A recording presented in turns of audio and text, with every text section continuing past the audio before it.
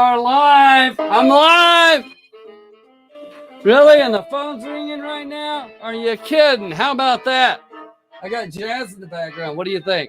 I tried that the other day. Y'all couldn't see it. I got these at my kid's birthday party. Hey, we're here. Awesome. Awesome. Well, we don't want to hear that continuously. What are y'all up to, man? We have got a good show lined up tonight. What do you think of that? Isn't that neat? One of the only grab bags that didn't get taken and grabbed up. And I got green glasses. I love electric green, y'all. Do you like electric green? Awesome. Awesome. Okay, so let me shrink all this stuff down, man. We got everything going on in so many different directions. Man, look who all's in the house.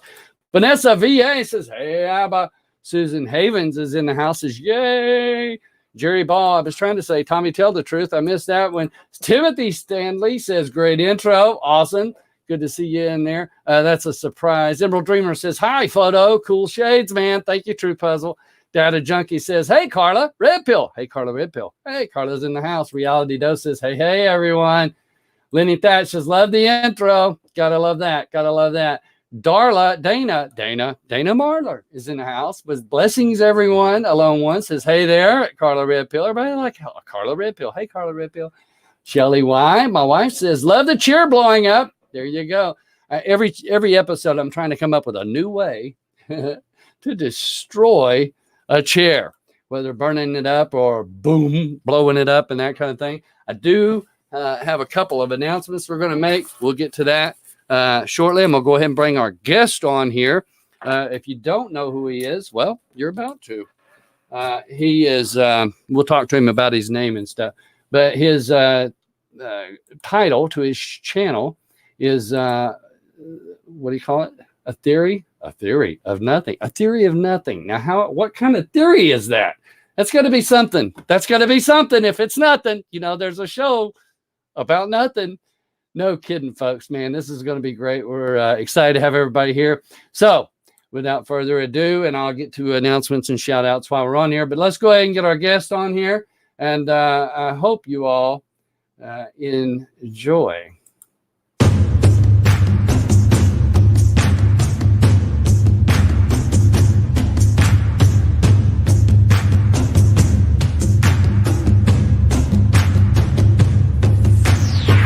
I think that is, again, at the subatomic level, it has to do with vibration and frequency and everything else. Because, energy, say, can never be created, can never be destroyed. It can only be altered or modified and changed.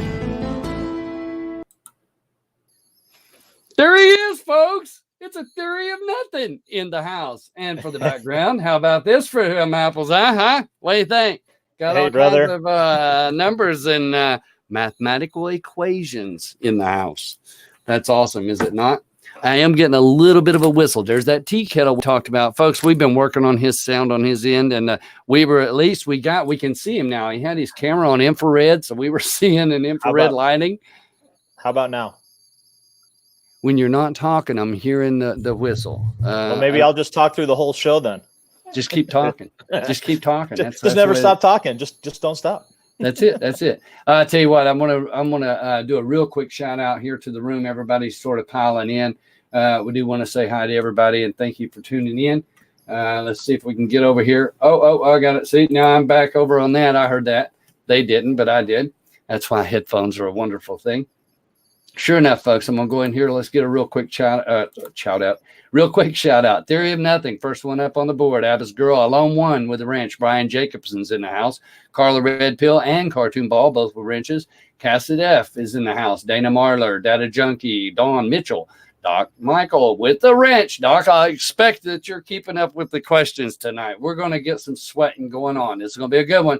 I can feel it. Emmanuel Dennison's in the house. Foxy Rockstar. Go-Kart Bob with a wrench. Jennifer Keisling. I think I said that. Jerry Brunk with a wrench. Joe Real Book. K-Mister. Karen Ann Preston's in the house. Linda Espinoza. Lenny Thatch. Long Reach One. Miss M. Turner Schmidt. That messed me up because I was going to say Mr., but it's M. M. Turner Schmidt. Mark Taylor. Moogie Mom's in the house. Paul Johnstone with a wrench. Phoenix Fire, Blood Over Intent. Photohelix. Don't know why that guy's hanging out, y'all. RCW Reality Dose. Scott's not from here. He's from the Sagittarian arm, right? Sean Gruner, Sergeant Dog, Shelly Y, and Sister in Christ, all three bearing wrenches. Sod Squatch is in the house. So if you're looking for the Sod Squatch, there's a Sod Squatch. Suzanne Havens, the Emerald Dreamer, Truth Puzzle Life with a wrench. Deniacus Timothy, Stanley Brother with a wrench. Tobin Schwing, I always like to say Schwing better. And Tommy Tell the Truth, Vanessa VA, Vicky Fry, Wadey Kitty, and people are piling in and out, and Waters Above is in the house to round that one off. If I missed you, then I will try and get you about middle ways through the show. We'll do us another little shout out to try and keep up with y'all. I apologize if I don't see everybody's comments. You know how that works. I do want to say this tomorrow night. I'm not doing anything. Wednesday night at 7 o'clock, brother. Work on your tuning over there. I don't know if maybe the squelch, if you've got a squelch button, because I'm still getting the tea kettle in my ear. Don't know if they can hear it out there or not. Do y'all hear the squelch, squeak? It sounds like a tea kettle brewing. So let's see what we got. Is it better now? I don't hear it. Oh, there it is. Yep, I'm still hearing it. We are going to figure out these sound still problems. Hearing it? It's real minute. I'll probably have a headache after the show, but we'll be okay. It's more in the right ear. Take an aspirin. Then just pull your right ear off. I'm going to have to do it like this. I'm going to wear it like this, folks, so I don't get that squelch. Now you look like an MC. I can hear you. Want me to start rapping? Hey, tomorrow night, y'all. I'm going to say this. Wednesday night, not tomorrow night. Wednesday night, Jennifer T is going to be in the house at 7 p.m. And then this Friday night, Crow 777, 7 p.m. going to be in the house. The weekend is mine. The following Monday is actually, I don't know. No, it is. The following Monday is Truth Puzzle Life is going to be in the house. We're pushing that one for 7 o'clock also. And the following Friday, we have do you rent your book? No, Friday, following Friday, Monday. I've got Friday, 9/27/2019 at 7 p.m. Don't ask me who that is. We'll get to it. Folks, we're in the house with our buddy. What can I call you, man? What do you go by normally? So yeah, I go by my real name on the channel, even though the channel is called A Theory of Nothing. Okay. I go by Scott Schaefer. I make no qualms about who I am or where I'm from or where I'm at. Are you getting a squeal again? I am getting a little bit of a squeal. I'm going to put your face up there on the top corner. Just a little squeaky. Like I said, it's like a background noise of Is it better now? I just turned off YouTube altogether. Let me hear. So how about now? It's not the YouTube. It's in the mic or in the thing. Do you got a volume right there in your inline set? I do. If you're using that, try that up and down. Make it where you can hear me, but just turn down. Just see if that works. Because that could be adjusting your Is it better? Oh yeah, but you got to quit tapping it because it's really loud. Is it better now? No squeaking. You sound good. Can you hear me? I can hear you fine. I think we got him. I think we got it. We're pretty close. If not, we'll get through it, folks.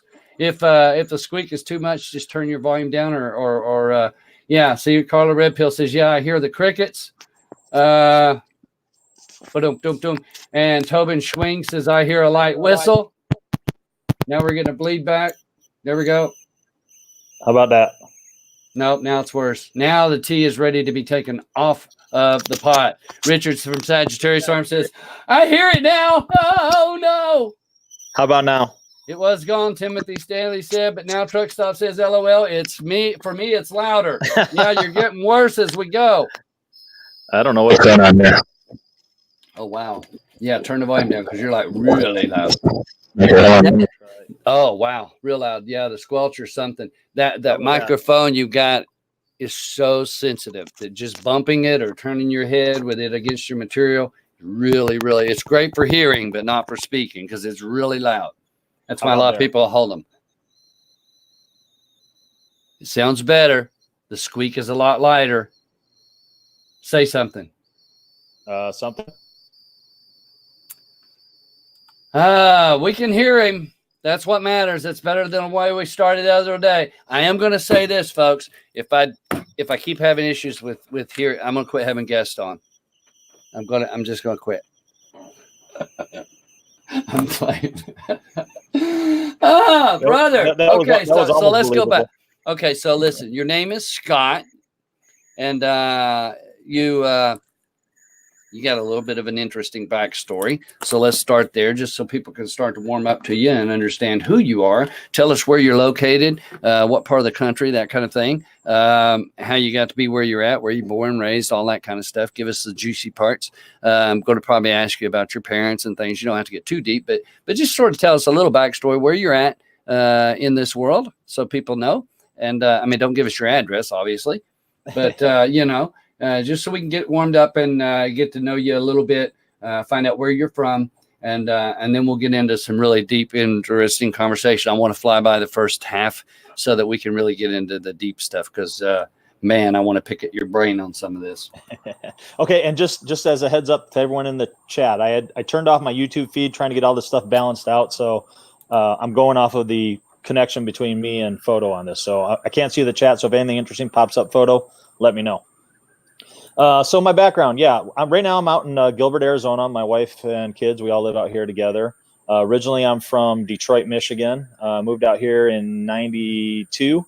Father's dead. My mother is still alive. She lives back in Michigan with sister, aunts, uncles, most all my cousins. But out here it's just me and my children, as far as my family goes anymore.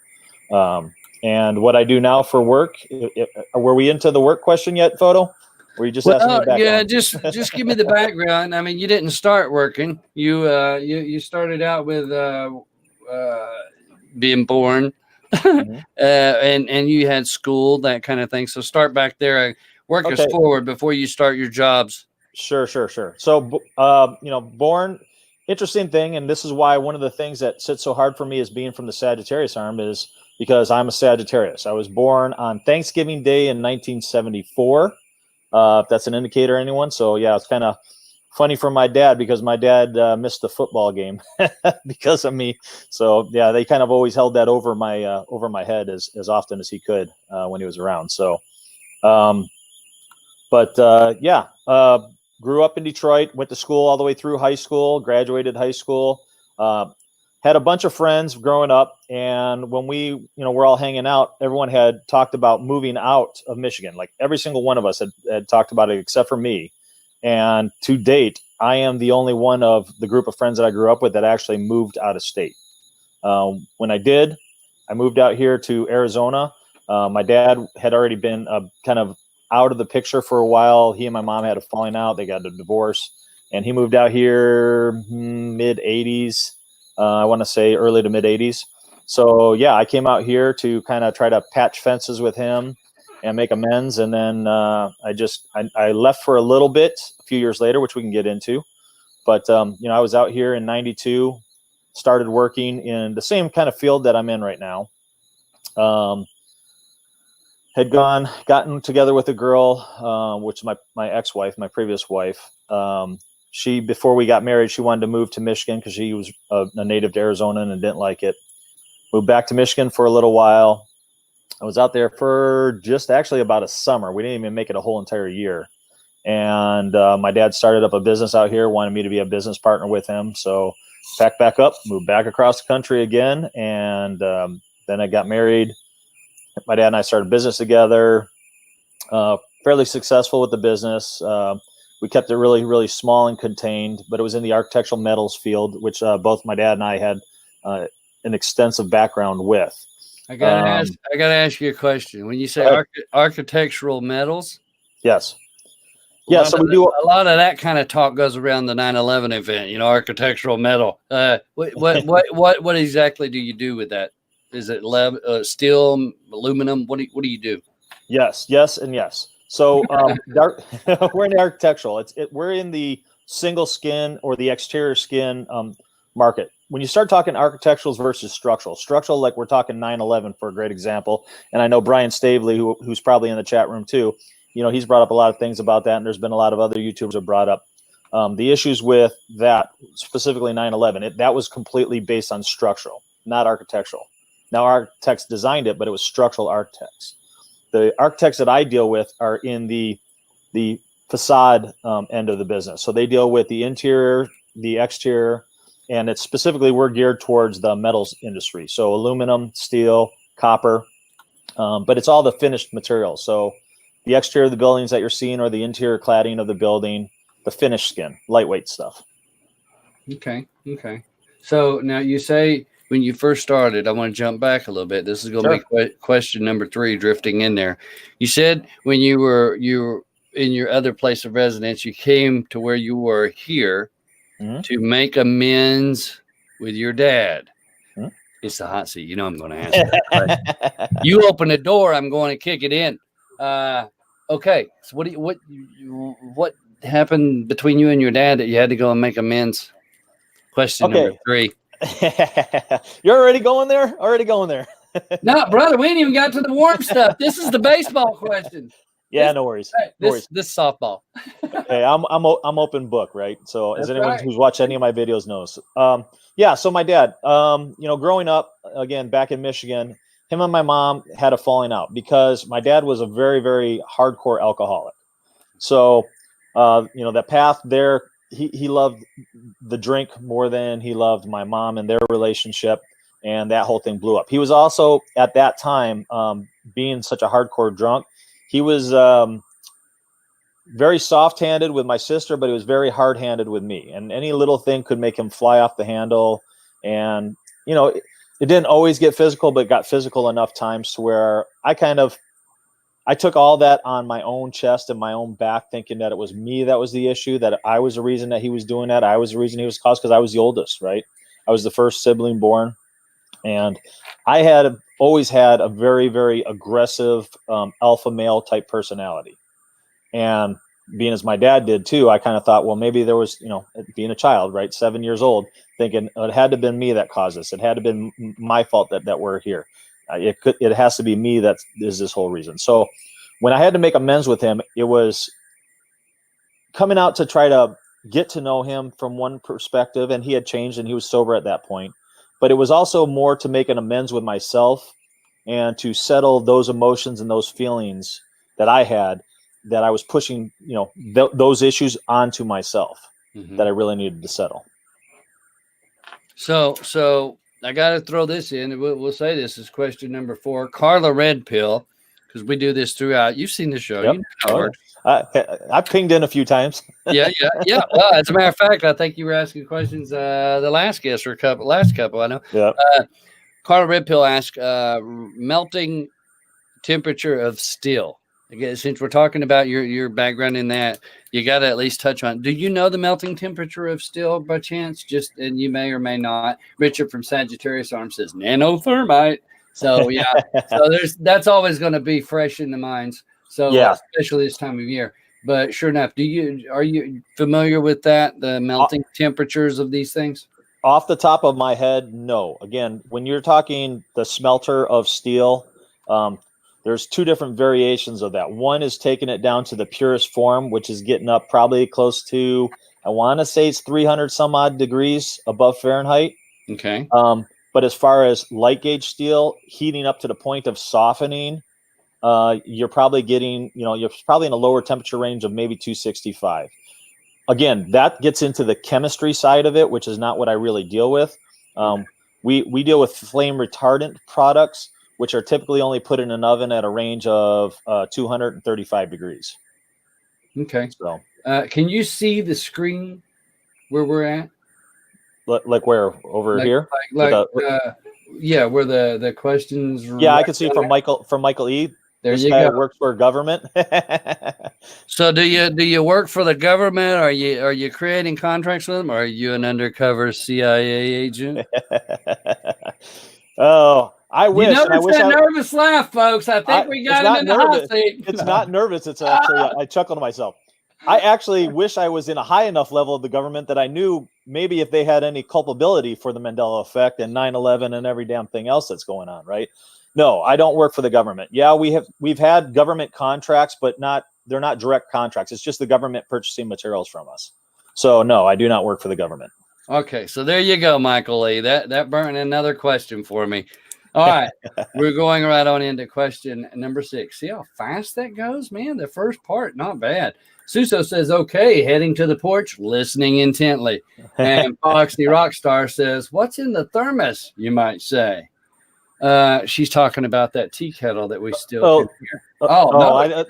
Back there. What do you got back there? You got a thermos, a vase, a vase? How do you say it? Yeah, it's just a vase or vase or whatever you want to call it. Okay. Yeah, it's a our whole bedroom is decorated in Asian decor, and it's a vase or vase. Sorry, I'm backwards here. It's a vase with a bunch of Asian pictographs and stuff like that on there. Okay. So. All right. Let's see. Foxy Rockstar says baseball. The village slightly about as just. Let's see. I'm trying to get some. Ask him to show us the figurines, which are very nice. That's from Long Reach One. Here you go. There you go. Yeah, there you go. It's an Oriental doll with a vase and a fan. He's got a wall hanging there. Isn't that pretty? Look at that, folks. He's moving the whole camera around. Oh, wow. I like that. Those are pretty. Nice. Yeah. Nice. So have you been to China or Japan, anywhere in the Orient? I actually was to China in Guangzhou province, which is their industrial province, just outside of, now it's going to trip my mind up here, Shanghai. So, but it's all, that area it's crazy because it's all industrial. And what was really weird is when we get off the plane, me and another one of the guys that works for my company who's in our purchasing department were there, and I'm in our tech services, right? So I deal with all of our testing and that stuff. And we had gone there. Well, when we got off the plane, we're driving through, you're kind of out in the countryside, and then all of a sudden you see a bunch of cities, like big, huge cities like Detroit, like Houston, like downtown Phoenix, like these big skyscraper buildings. And I asked our driver, who had spoke English and Chinese, I said, what's in all these buildings here? Is that where everyone stays and lives? And he says, no, they're completely abandoned. The government has just built those cities to create infrastructure to supply work to the workers to construct them. And literally, they're almost all completely empty. Some people from foreign countries might own 1 or 2 floors that they put studios in and different things like that. But otherwise, there's about 12 people living in these massive cities that do nothing but go around from basically building to building, doing maintenance and upkeep. So it's kind of really, really crazy to see. The only other thing that was really weird being in the province that we were in, or the province that we were in, that Guangzhou, is I didn't see a single live animal like running around anywhere. No horses, no cattle, no birds. And when I had asked our tour guide, he had said, there is none. The people will eat it. So they're on the outskirts, on the outlying parts in other parts of the country. But yeah, there's nothing. There's nothing crawling around anywhere. It says you'll be lucky to see a rat scurry across the ground. Because they will eat it. Because they will eat it. It's going to be places like that in the near future. If things do go bad or go south, as they call it, that'll be where places like cannibalism break out. They'll start eating each other. I like the question from Vanessa. Question. That's what I'm saying. It's on the board. You got to go ahead and go there. We're going to jump right in. This is question number 6. So we're moving right along. Actually, since the figurines is really question 7, we're pushing the first half fast. But that's right. I'll give you guys the figurines. Yeah, there you go. Vanessa VA question. Theory of nothing. Do you think, or Scott, do you think your wife is as passionate about the Mandela effect as you are? And if not, why do you think that is? So here's the deal. We're now jumping right into a deep discussion because we're going to talk about some quantum physics, I'm hoping, before the show is over, and get into some deep stuff. But you are in the community, and Mandela effect is part of what's in the description here. Sure. So we got to hear from you. What do you think? Is your wife as passionate about the changes and seeing them as you are? Have the screen. She is absolutely just as, if not maybe a little bit at times, more passionate than I am. She still holds to the belief that there's got to be a puzzle put together for the different parts and pieces of the expanse of the Mandela effect as we're seeing it, and all the different changes. So she on her own path is trying to figure all that out and trying to put all those still together, checking on old changes, checking on the new changes, and seeing how those puzzle pieces fit together and how that all comes. The good news is we're both highly affected. We're both affected together. And I want to say probably around the same time. I know I came into the discovery of what we're calling the Mandela effect or the quantum effect, and then brought it to her attention. But that we both individually had recognized the weirdness in the world long before I actually discovered what it was actually called. Does that answer your question? I think so. Vanessa? Well, I want you to look at this question, but we'll answer it in a little bit. I'm sure we'll go there and touch on that. But that I don't want to jump. If I just take the questions completely randomly, we will lose a part of the footing of the conversation. Okay, so Sure. I want to move forward with some of the conversation because I do want you to delve. I don't want to just blow through this in 5 minutes and we're done with the show. Good show, y'all. Yeah, right. So it's no kidding. End of the not really, y'all. Okay, I'll sit here. I'm drinking another one.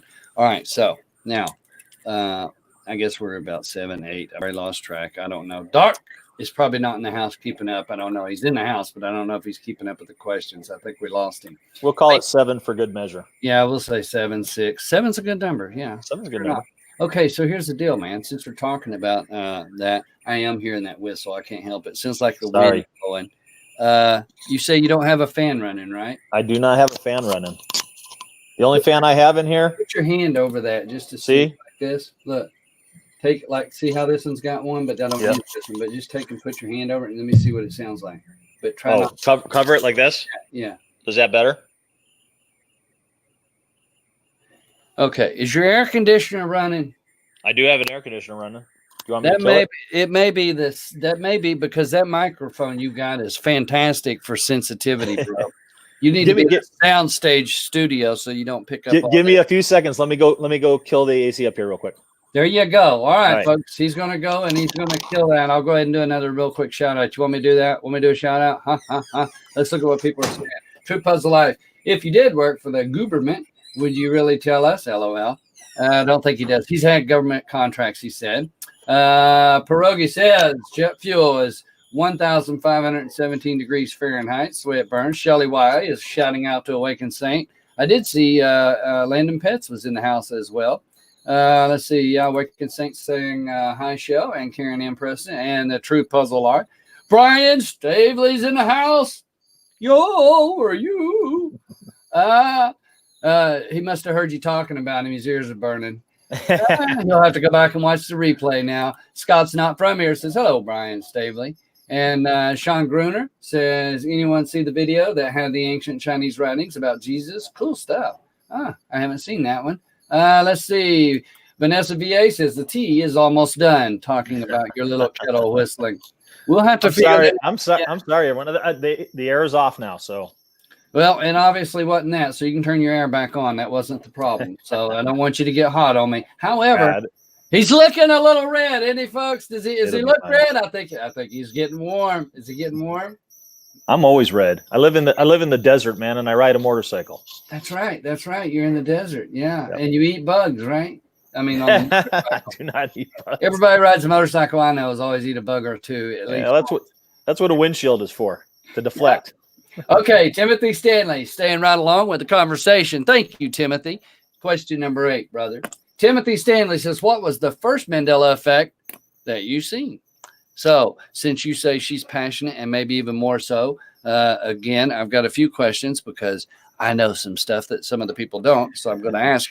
But sure enough, what was the first effect you seen, bro? So it's kind of a toss-up between two different things. One was Mike and Ike's Candy at the movie theater. The name kind of kept seemingly changing every time we had gone to the movies, and we would go to the movies, once every maybe few months to see what the new movie was out. And Mike and Ike's was one of my favorite candies, and I'm not a big candy person, but it was one of them. So I kept seeing it, and I kept seeing the name kind of changing around, and I thought they were doing some weird rebranding thing going on, and it didn't make sense. But candies, they'll change it for holidays and for special events and things like that. So I thought it was that. Another big one for me was Men's Warehouse. We had one that wasn't very far from our house, And I always knew it as being spelled warehouse, like a storage facility. And now it's spelled, and I think it's still spelled that way, unless it's different in someone else's area, but it's still spelled like wear, like wearing clothes. So it's WEARHOUSE, which would make some sense, but in a regard of a business trying to promote stuff, indicating that a person is actually wearing a house is kind of bad publicity for a clothing store, in my opinion. Now, it was always a men's big and tall store back in the day, and now they cater to more kind of everyone around all different ranges of body types. But that was another big one for me, and that one still irritates me every time I drive by it. Okay. So now your wife, just add on. This is an add-on. It doesn't count. What was the first one for your wife that she seen? That one will put me in the hot seat just because I don't remember it off the top of my head. That was me whistling. She may be down. She may actually be downstairs watching the video, going. Right. Yeah, I don't know. I'd have to ask her again. We've talked about it before in the past. The thing is, when we both started kind of noticing the Mandela effect, it was a long time ago. I mean, we're going back to, for me, like the Mike and Ike in the Men's Warehouse. You're talking close to almost 2009, 2010. Okay. So I've had those noted, I've had that kind of observation of the weirdness for a long time. And there was a lot of other things that I had noticed too that seemed odd, but you just, you're so busy with life back then. And until we kind of dove deep down this rabbit hole, a lot of it was almost background fodder.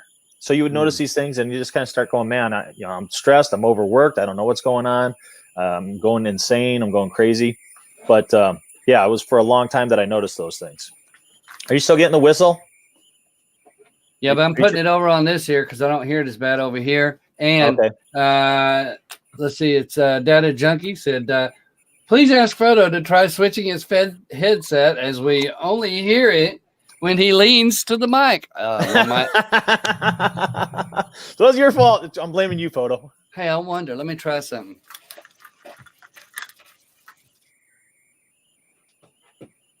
No, it's just it's probably the wind or something from there. I don't know. It's okay. It's all good. It's all good because I think they don't hear it. It's just me. It's me. The air is still in calm. Well, hey, goes in. Remember that goes into what happened to you and me the other day on the phone, though, right? With the technical difficulties. Man, I think people are just out to get me. Well, thank you. Now I'm on the radar too. Photo. Yeah, right. Welcome to the hot seat. Welcome to the team. Get you one of these emergency blankets. I'm not promoting anything. I don't get anything. I'm just telling you, go to Wally World or wherever that they sell camping supplies near you. These are cheap. It's called, if I can hold it still, it's called an emergency blanket, right? But it's made out of Mylar. See? Mylar shiny stuff. It's real thin and lightweight. Throw that in your backpack. This right here actually blocks forward-seeking infrared and can hide you from even night vision if you do it right. But it also deflects. Like if you're going to do a Faraday cage, this is a good stuff to have. But because it's moldable and stuff, it also is a protector. If you do get in a situation where you need heat and stuff like that, this will trap your heat. Get a couple of them. They make tents out of this stuff. But Mylar, if you've got a smart meter, find where the smart meter's at. If you're going to open the wall up and do it there, you can put it inside the wall and then put the wall back up. But it helps deflect some of that stuff coming in. If not, just hang it on the wall, thumbtacks, whatever you want. Anyway, I got it here. I just thought I would mention that. And since we're hearing all these whistles and echoes and stuff, get you an emergency blanket made out of Mylar, folks. It's an amazing thing. They give them out in emergencies. Don't wait for an emergency to get it. Okay, brother, it's almost that time where I got to start asking a little bit more personal. Everybody knows about Mandela effects. But I want to know what's causing it. That's the question people want to hear us talk about. I also want to talk to you a little bit more about where you're at in life, in your journey. I want to talk to you about an incident that happened to you. So I'd like to maybe jump there. We'll say this is question number 8. For good measure, it's an infinity number. So I'll ask you this before I ask you the next one. I want to talk to you about a story that you told me. I don't know that it's online. I don't know that you shared that, but you're going to tonight. I hope. You're allowed to you're allowed to deny one question. I want you to share it. It's more of an interest. It's not to make you squirm. about what happened to you and your wife when you were driving, if you know the story. And then, you know, like 3 miles away from where you, I mean, really the detail is just, I want you to tell that story. But first we'll make question number 8. I don't know how I did that. Actually, it would be 9. See what I did? I went 8. Look at this. I went question 8, 9, and 8. We're going backwards now. Going backwards so yeah, we'll say it's number 9. I don't know. Number 9. That'll work. Okay. So really, answer this so I can get this out of the way, because I always ask every guest at least once. I have used it once as a gold star. Numbers, dude, numerology, synchronicities, people seeing 1111 or 111 or 444 or 333 and things like that. Do numbers mean anything to you, and how, why, or not? I mean, other than measurements for your work and things like that. I mean, are you dealing with synchronicities, things like that? Is it something you deal with? So it's kind of a 2-part answer for that. For my wife, she has very, very high synchronicity with some numbers, and I couldn't tell you what specific numbers it is, but I know she's told me that she sees certain numbers all the time. For me, I work with numbers like literally every day, all day long. So and it's a lot of repetitive numbers in the sense of measurements and stuff like that. So where I'll see the synchronicity in numbers is kind of maybe like random out and about, and it's only rare, but it'll be like a 2826 on a check for a bill that I get. And then later on, there might be a 2826 number that comes up maybe in someone's phone number that I just met or something like that. So it'll be not necessarily just 2826, but it'll be just randomized pairings of numbers. And what I feel it is when that happens out and about and away from my work environment is that it's kind of more whatever this is we're going through, kind of just etching me to kind of pay attention to my surroundings or pay attention to a certain person or a scenario or different things like that. Okay. So ultimately, do you have a favorite number? For me, I don't know. I've always liked 13 in general. Okay. Man, I should have waited till question 13 to ask you that.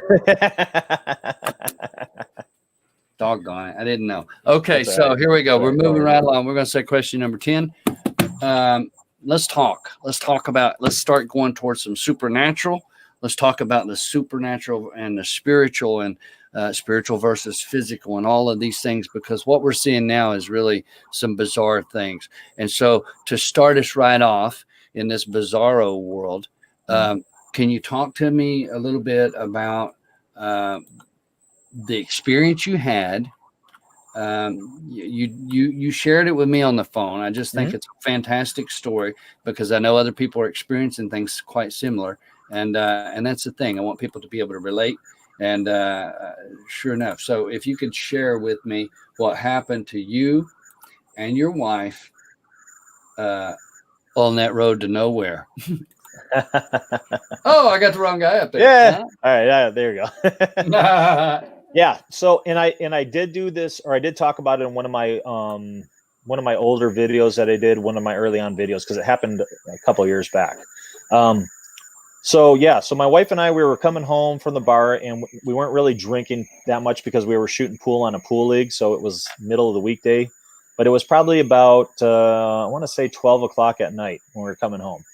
And we were all the way up till here within the last year or so, kind of out in the sticks where we live versus the city. So it's a good poke south to get to our house. And one of the roads that we take will go straight down, and then it dead ends, and you can either go left or right. And we were probably about 1.5 miles to 2 miles north of that T-turn in the road. And no other roads going east connect all the way through to where our house is. So we have to kind of go all the way to the end of this road. And her and I were just kind of random talking, and I looked down at the clock and I said I think it was probably closer to like 11:54 or something. It was an odd number like that, and not a specific number, but it was, I think, just before midnight. And I looked at my clock, and then when I looked back up ahead of me, and it was literally just brief second, I didn't recognize my surroundings. And the street we were going down now, just to kind of understand where our environment is, there's not a whole lot of street lights. So they'll be spread out at the crossroads, but the ones that are in between, like the residences and stuff like that, are spread out a really long way. So you might get a few hundred yards before you get to another street light. So you'll get areas of dark, areas of light, and things like that. So when I kind of looked up, it was still dark, but all of a sudden we had trees on both sides of us. Now on the street going south, there are no trees. There's homes on the one side, there's homes on the other side, but all of the trees are kind of pushed off and really, really low. The street that we were on had like a big kind of canopy of trees around us. And I was like, I kind of freaked out for a minute, and I turned to my wife, and my wife just turns and looks at me, and neither one of us said anything yet, but we both looked at each other and we're kind of like, you kind of tripping out right now? And she's like, maybe. Why?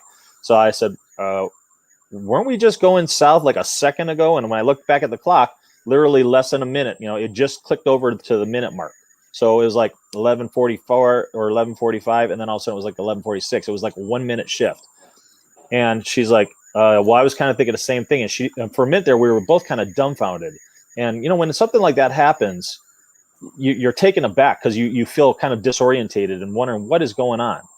So finally, I got my senses about me and realized, oh, no, we're like passing by our neighborhood to the south of us, and I'm 2.5 miles down the road past where I should have turned off.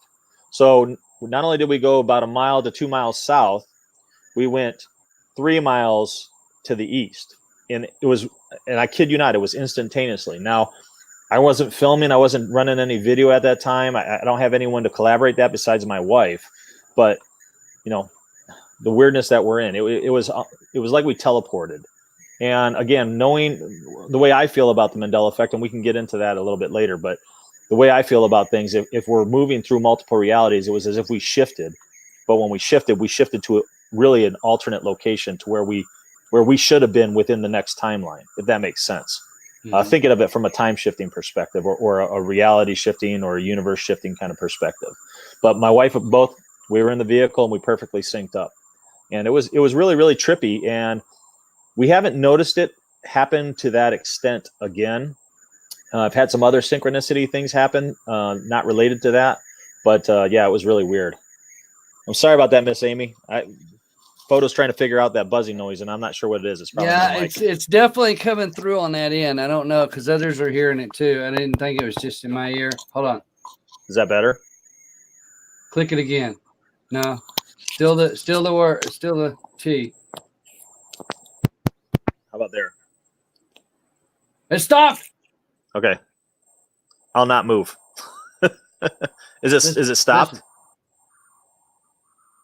Yeah, I think what it is the microphone's picking up wind or something. Is it Just keep stopped your finger right now? Yeah, it really toned down. I'm still hearing it's like whistling. Put your finger right over the mic. Find the mic hole and put your finger over it. Oh, that's on the backside. Push on it hard with the holes covered. How about that? It's a lot less. Okay. I'll keep my hand here. That's fine. Nah, it's still whistling though. I don't know what it is. I don't know. I have another pair of earplugs. I could try switching them out real quick. I just don't know if I'll lose maybe the connection. Yeah, I mean it could be the cord. Yeah. You want me to try that real quick? Yeah. Is it going to take you a second? Yeah, just a second. I got it right here. Okay, go ahead.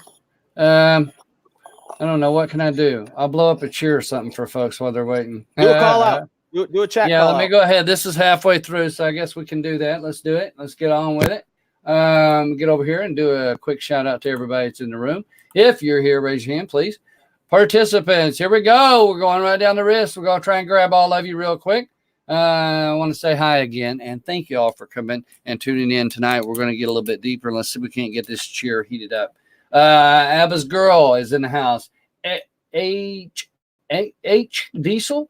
I'm probably saying that wrong. I apologize. A lone one with the wrench. Atheism is madness. Awakened Saints in the house with the wrench. Carla Red Pill. Cartoon Ball, both with wrenches. Chris Something's here. Listening to a theory of nothing. This is interesting. Connie Joe Woods in the house. Hey, sis. Cryptic Mystery. Data Junkie. Deb Jones. Diana Oddman. Foxy Rockstar. Georgia Clayton. Jerry Runk with the wrench. Karen Brown. Long Reach One. Everybody's jumping around. Mark Taylor, if I missed you. Good guy. Jeff jumped in up there. Awesome. George Clayton, I think I said that. Mark Taylor, Matthew Blackman, Michael Lee, Miss Amy, Moogie Mom, Mr. Snowcat, Neuro, Genesis, O'Donata, and Phyllis Wheeler. Hi, good to see you. Pirogue is in the house. Queen of Swords, 444. RCW is in the house. Rain Cry, 527. Reality Dose. Scott's not from here. We're still trying to figure where he's from. Sean Gruner, Shelly Y with a wrench. Sherry A, Sod Squat, Sparky Barrow, OG. Susan Haven, Suso, Baron a Wrench, the Emerald Dreamer. Folks, keep bugging Suso. Go over there and sub to his channel and tell him you'll sub if he'll get on the show and be one of our hot seat guests. The Emerald Dreamer, Truth Puzzle Life in the house with a wrench. He's going to be on next week. The Joe Info with a wrench. Sunday Driver, Timothy Stanley. Be safe out there, brother, as you're running down the road. I'm trying to get down there where I can see everybody. Tobin Schwing, Vanessa VA, Waters Above. If I missed you, I apologize. Try to catch you on the way out. Okay, folks, let's get on with this. We want to see if this man is going to sweat. I don't hear any whistling. Can you hear me though? Beautifully. Oh, perfect. All right. Well, it must have been the other mic then. Ladies and gentlemen, the tea kettle is over. Whew. So it's good. How about that, y'all?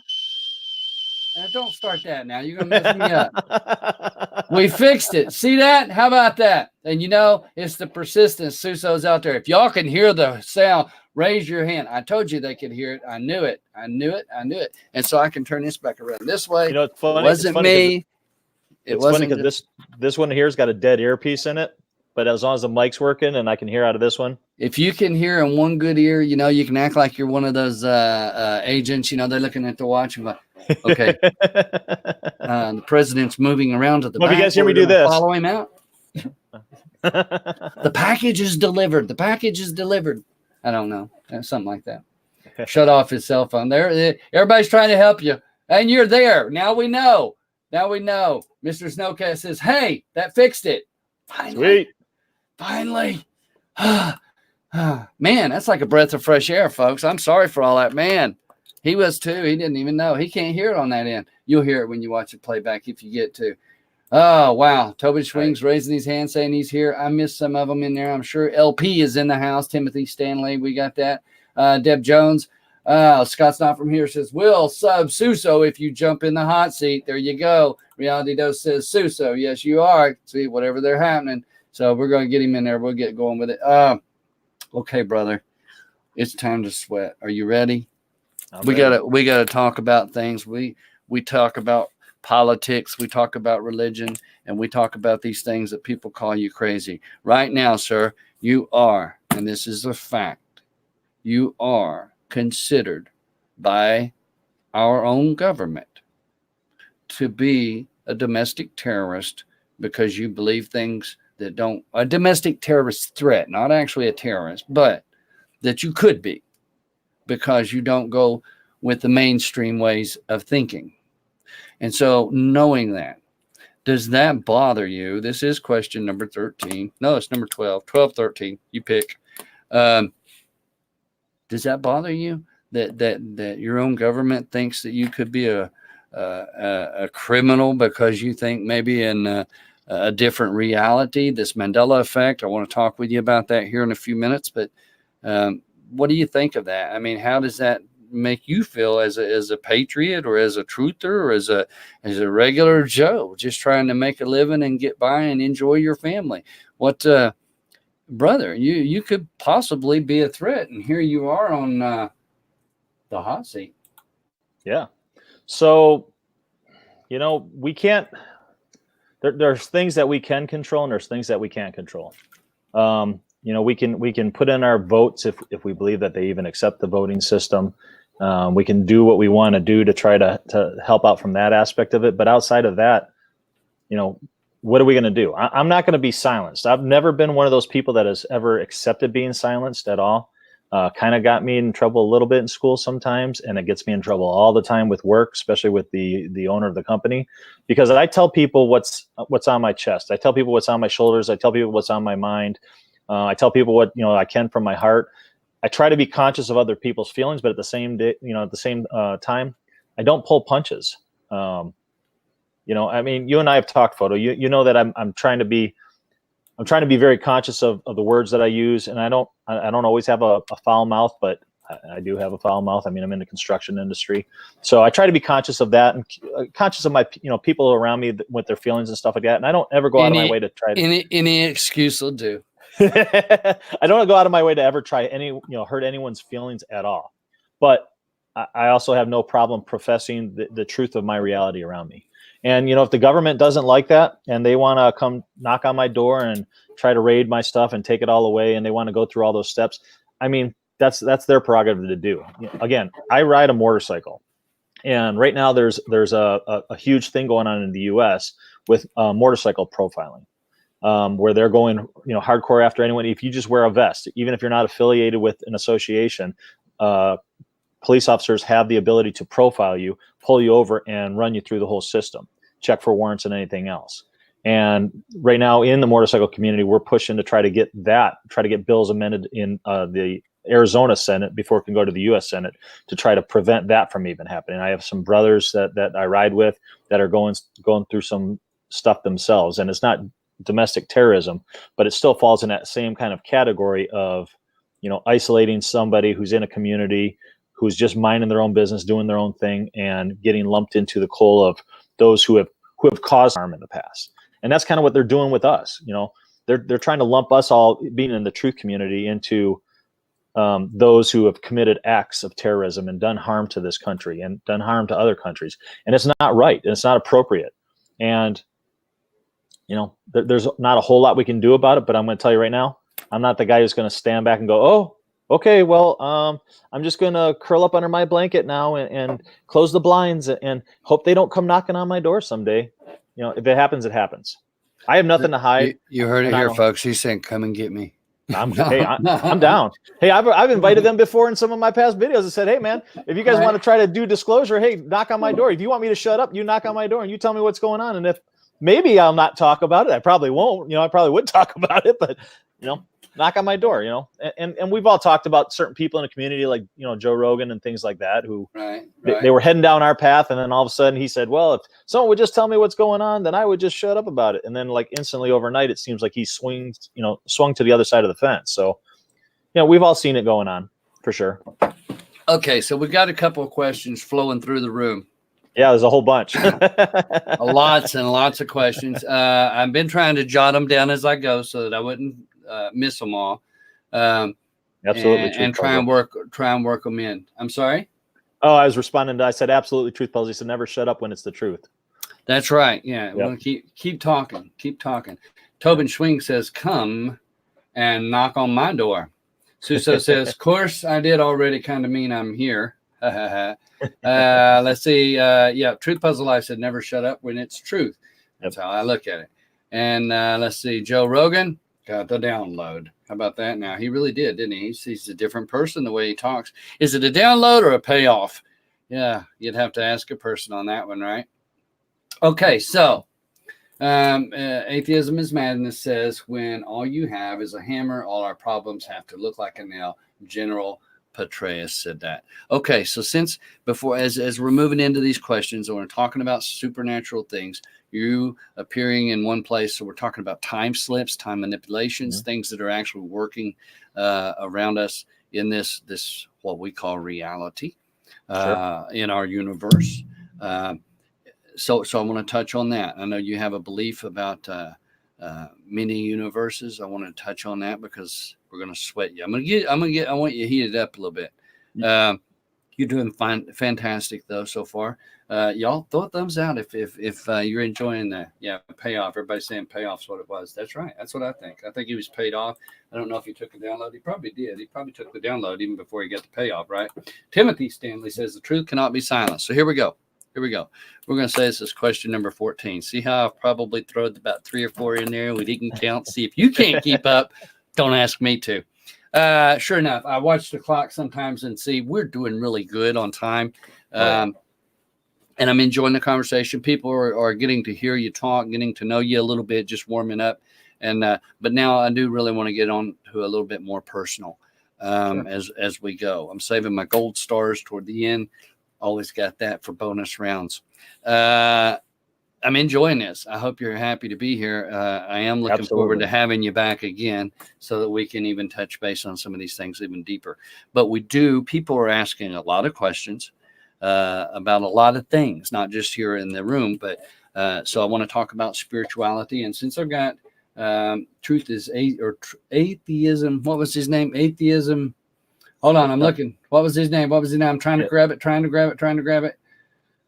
Because I was going to use his name to open the door with the next point. Atheism is madness. Thank you. Okay, so atheism is madness. Now, here's the thing. You, prior to seeing these changes, manipulations, quantum distortions, whatever you want to call it, for sake of argument, we'll just call it the changes, or I really don't like the Mandela effect as much because it's really more about somebody that we thought was dead that isn't. We're talking about, again, the ME, everybody in the community already knows all these different manipulations of time and matter. But previous to all this, you were just bebopping down your life, having a good go at it. And for the most part, you were an atheist. Is that not right? Yeah. I mean, I kind of had pushed back to being on the atheistic path for sure. When I was younger, I had studied a lot of different religions. Again, with my background with my dad, taking all that weight of him being an alcoholic and, feeling it was my fault and things like that. I had my own trials and tribulations with belief in God. So I also had a lot of weird spiritual stuff happen to myself when I was younger with spirits and entities and different things like that. And I had also, had some real serious doubts as to whether or not there was a creator, whether there was a God, or whether this was just all kind of random chaos. And I've always been more, even with school and different thought processes, I was always more into the Trekkie, geeky kind of Star Trek, Star Wars kind of mentality of space and, that we're created from an expanse universe and things like that. I didn't fall totally into the belief of the evolutionary process because that seems really, really far-fetched. And I'm going to do a video about it in the future and kind of drawing relations to different things. But yeah, I had studied, trying to figure out things when I was a kid and not knowing what path I really should be on. I had studied, I read the Bible all the way through. I don't know that I picked up on a lot of it because it's a difficult book to read and fully take in and understand, especially when you're younger. And it was probably, I would say I was probably around 14 or 15 when I really tried to go down that path and look into it. Then later on, I kind of back up for a second. My grandmother was very, very religious. So she went to church every 3 times or 4 times a week. She worked for the church-based hospital. I think it was Lutheranism, or however you say that. Lutheran. Lutheran. She was a Lutheran, right? So she had gone to, she had gone in there, several times. And being back in Detroit, Michigan, I mean, there's tons of churches around. There's tons of religion around. I always, it's always hearing the shows in the background. My mom was religious, not practicing at church, but she believed in angels. She believed in different spirits and entities in a positive way. I don't know that she really ever got into the thought of demons or anything like that. And then she believed in afterlife and going to heaven and all that. But for me, I struggled. I struggled with it really bad as a kid because of my dad. He was an alcoholic. He was physically abusive to me. Fortunately, he never was with my sister that I know of. She's never told me that he was, but he was physically violent with me on occasion, just for randomness.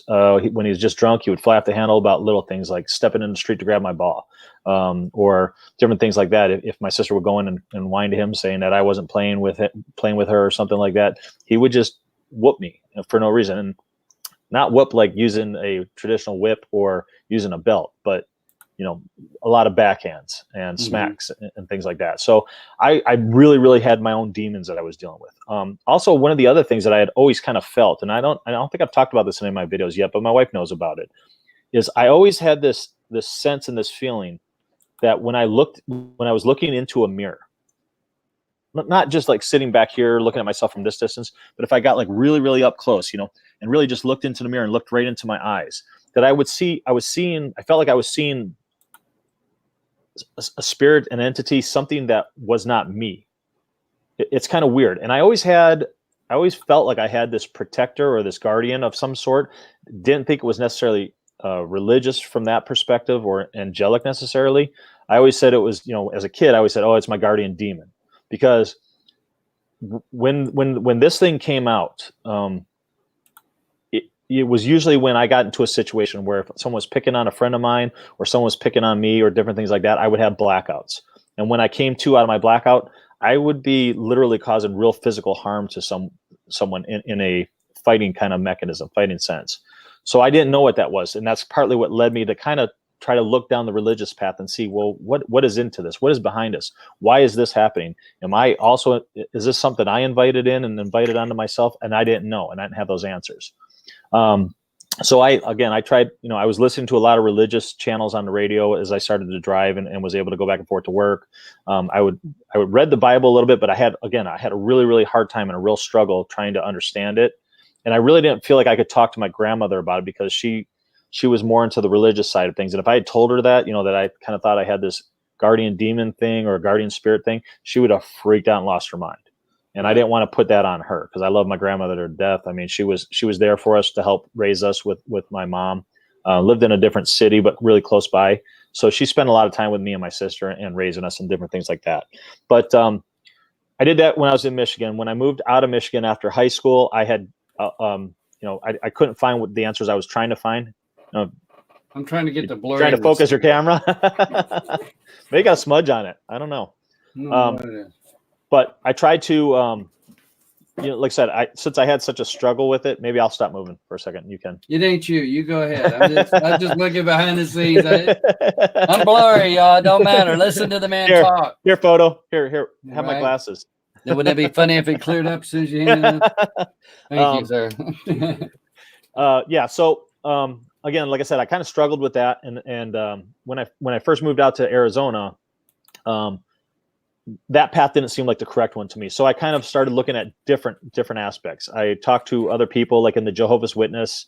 I talked to people that were Mormons, and I still didn't find anything with that. I also had kind of gotten tied into some people that were in the Wicca community, studying white witchcraft. And I looked into that. And then I got into the dark side of it, which you get off of Wicca at that point and getting into black magic, which then led to occultism. Now, I didn't go down the path of sacrificing or anything like that, but I'd studied books like the Necronomicon, again, trying to understand the path, trying to understand what this was that I felt was still inside me. Because even at that point, now you're talking 94, maybe 95, I felt like I still had this creature, this entity, this whatever it was inside of me. And it didn't feel malicious or evil to me. It just felt like a protector and a guardian and almost like a guide. So I couldn't tell you what it was. But I could tell you that I searched and I tried to find answers. The biggest thing that turned me off of religion and kind of made me more atheistic in the thought process, though, was just the infighting, as it were, between all the different religions and how all these different religions were touting that it was either their way or the highway with thought process. Right. And again, I haven't really gone into the Christianity side of things. So I was kind of, studying it from the Catholicism standpoint, Lutheran standpoint, and different things like that. And they are all very, very hard on when it comes to their religions, they're very, very staunch and very hard set on it's their way or the highway, as you will know. It's funny you said that. You hadn't really looked into the Christian thing. You were looking at it sort of from the Catholicism. Technically, the Catholicism or Catholics, they are a form of Christian. They profess Christianity as well. The Protestant, and you have the and all that, it breaks off. There's so many different branches. Everybody, right. I don't like the way they wore their tie. I'm going to start another church, and they'll go off and do that. Or I didn't like the way he read that verse, or I don't agree, and they go off, and everybody thinks that the scriptures is for their own private interpretation, and they're not. They interpret themselves technically, even though we're seeing these things being manipulated and changed. Okay, so you've studied this now. Have you looked into the ancients and stuff like, everything from the Babylonian and the Egyptian, the hieroglyphs, any of that? Have you studied any of the history of the ancient languages or ancient texts, biblical as well? Any of those Dead Sea Scrolls, things like that. Have you looked into any of that kind of stuff in your? I up to that point and up to this point right now, no, I had not. Other than seen about it in movies or watching maybe some documentaries or talking to someone that may have some experience with it and listening to what they have to say about it. I personally have never actually tried to delve into it. My only standpoint now is it's kind of hard not knowing what's going on with the Mandela effect and how Google is being manipulated and any other search engines they're digitized and it's being more manipulated. And, I'm kind of, even now, I'm still more of a paper touch kind of guy, right? I want to see it in text and in front of me and in print versus being digital and online. Mm-hmm. But as we know, and as I know, Brian Stavely had talked about in a previous video, man, even the Bibles have changed since the Mandela effect. They have. The scriptures, and tell you what I'm going to do. I'm going to ask you a question because I want you to talk about it. I'm going to still be able to hear you, but I'm going to step out with the camera and come back so I can get a better view because I don't know. Okay. It's doing its own thing. I could probably get real good focus up there, maybe. Yeah, how about them?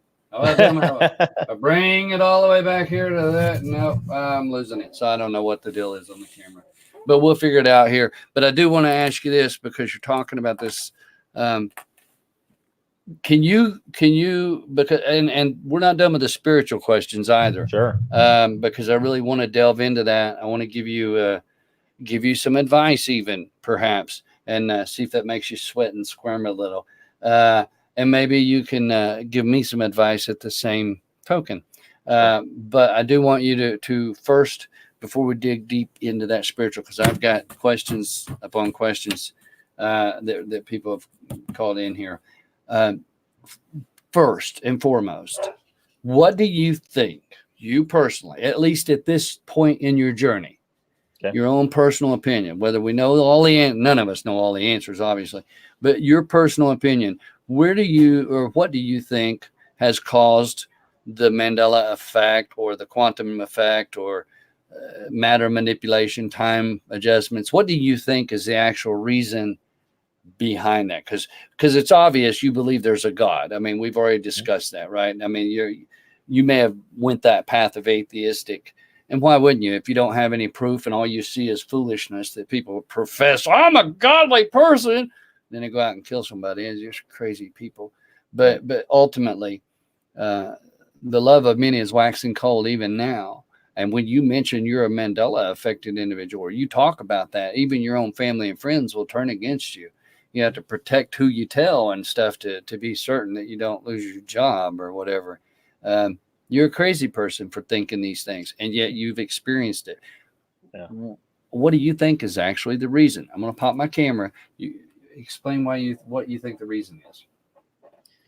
Yeah. So, I mean, again, I think because of the timing as it relates to when I kind of started noticing some of the weirdness in there, I think, and everyone's got a different opinion about it, but I think that even though CERN with the Hadron, the Large Hadron Collider didn't control the dynamic or the shift, I think with their experimentation, whatever they did with this is they kind of created a chasm.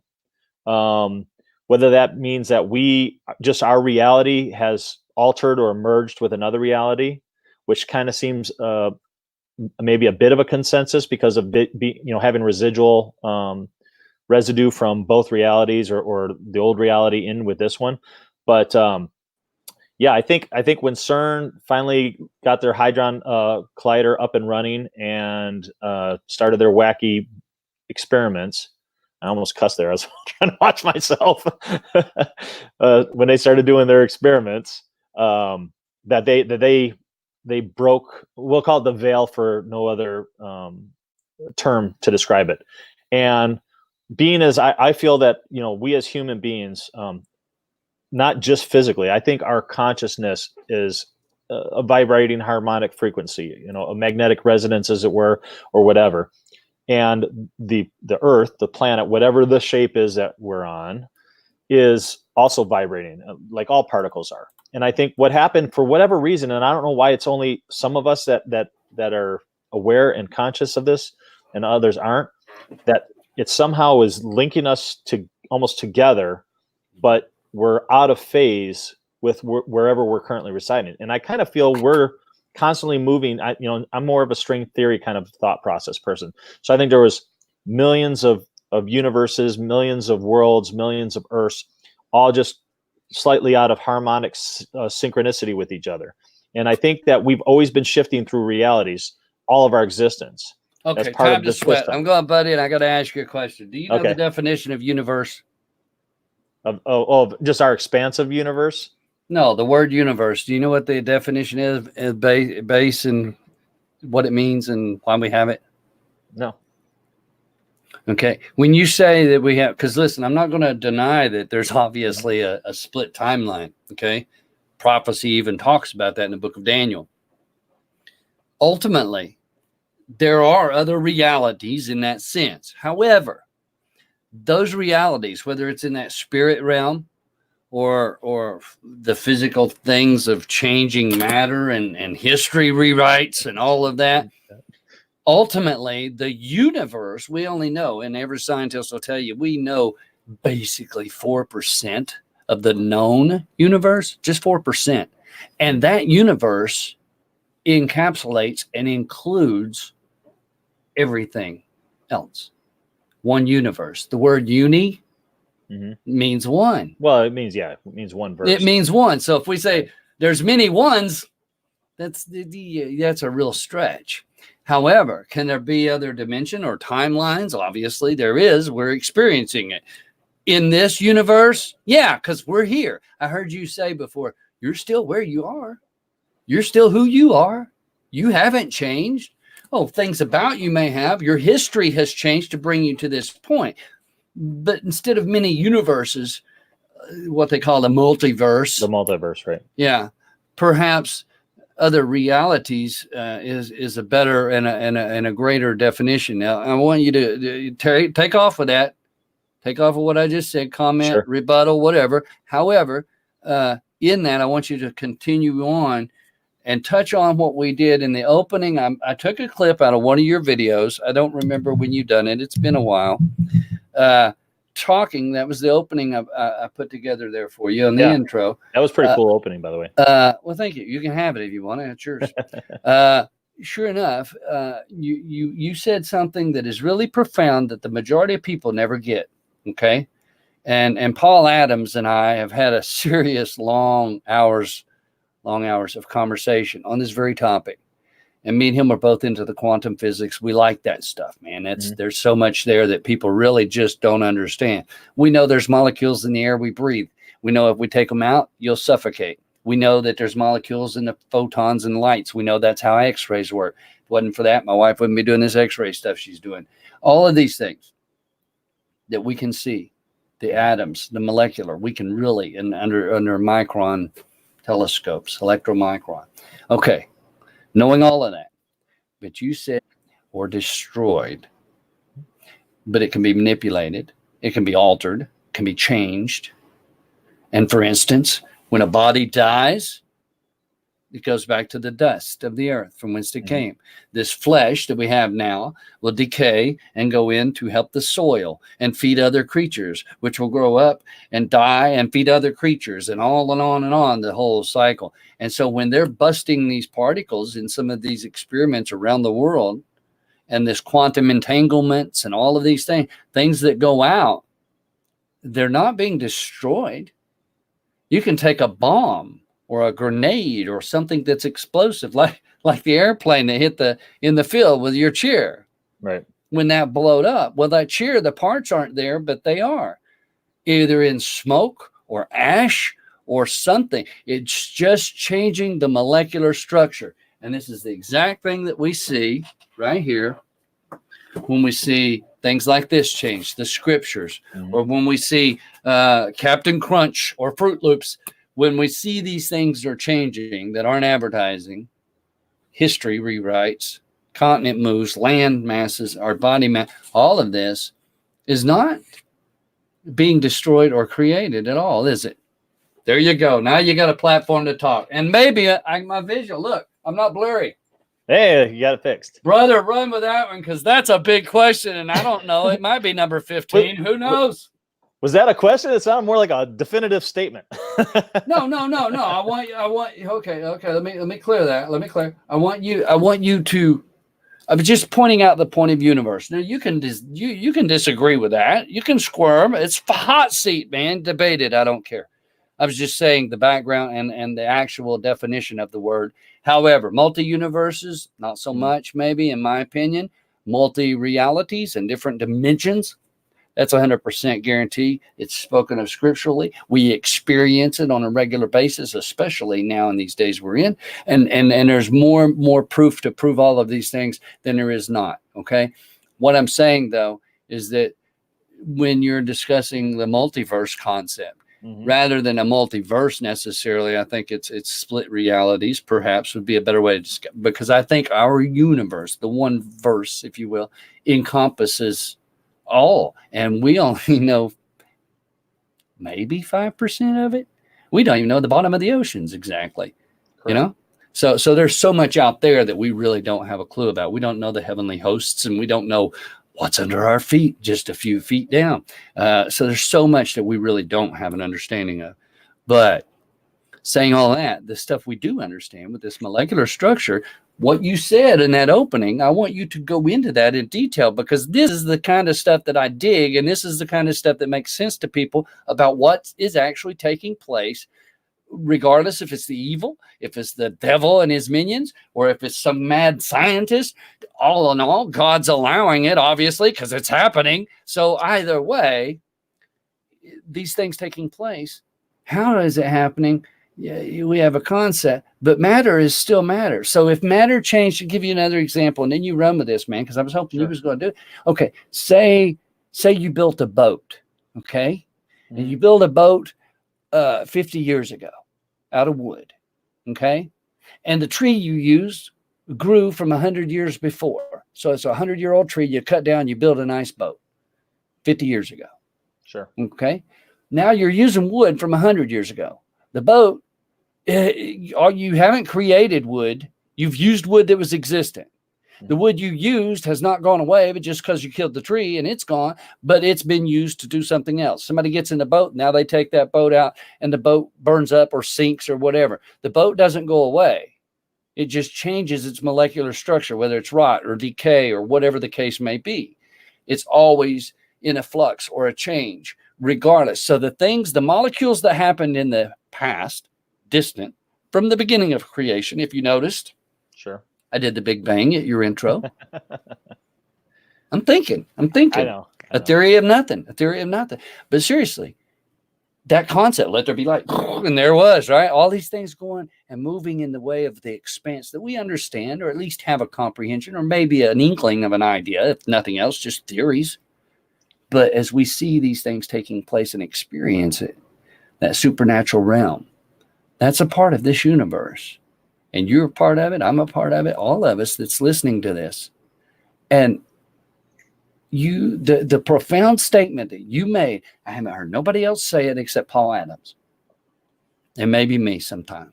And maybe there's people, I just haven't heard it. That the matter, no matter what, even in the history and past, because we're shooting bits of information. There's these experiments. And I agree with you. I don't think they have control. Go on with that. I'm trying to build a platform for you to just talk about that subject matter and explain why you say it can't change. And I already did pretty much. But so matter. Well, okay. It's not that matter can't change. Matter can change. Okay. It can be altered in its state, but it can never be completely disintegrated out of existence, right? You can, and you brought up those points when they can alter the state of something physical.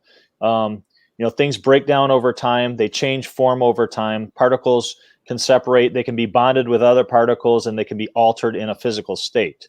That's the physical reality. I think in our conscious form, though, getting into the deeper root of that, to our conscious. Our conscious, I believe, is our spirit. As is talked about in any kind of religious aspect of it, everyone always talks about your spirit and your soul. You have to have your soul saved. And I believe our soul is our consciousness. That is what our thought process is. That is what our retained understanding and our retained knowledge, that is how we understand experiences. And I believe that is in a not a physical, and maybe it is, but as a particle existence, it's not physically tied into this reality. And I know you brought up the point about universe and being all one universe. Now, I have a couple of different thoughts of that, right? So when I say we could have multiple realities, or we're phasing out of shift with one reality, and when I say multiverse, now the multiverse, in my opinion, if we're going out of phase with reality, then we're dealing with multiple universes. It's not just one universe. We're dealing with multiverse. But see, that's where I would just I get it. I just want to chime in. I would just say it's a multi-dimensional. I think it's another dimension of this one. Okay, but see what I mean? But my stance would be it's not this, right? It's not this universe if we're dealing with multi-dimension. Now, but you're still in the same place, aren't you? Well, hold on a second.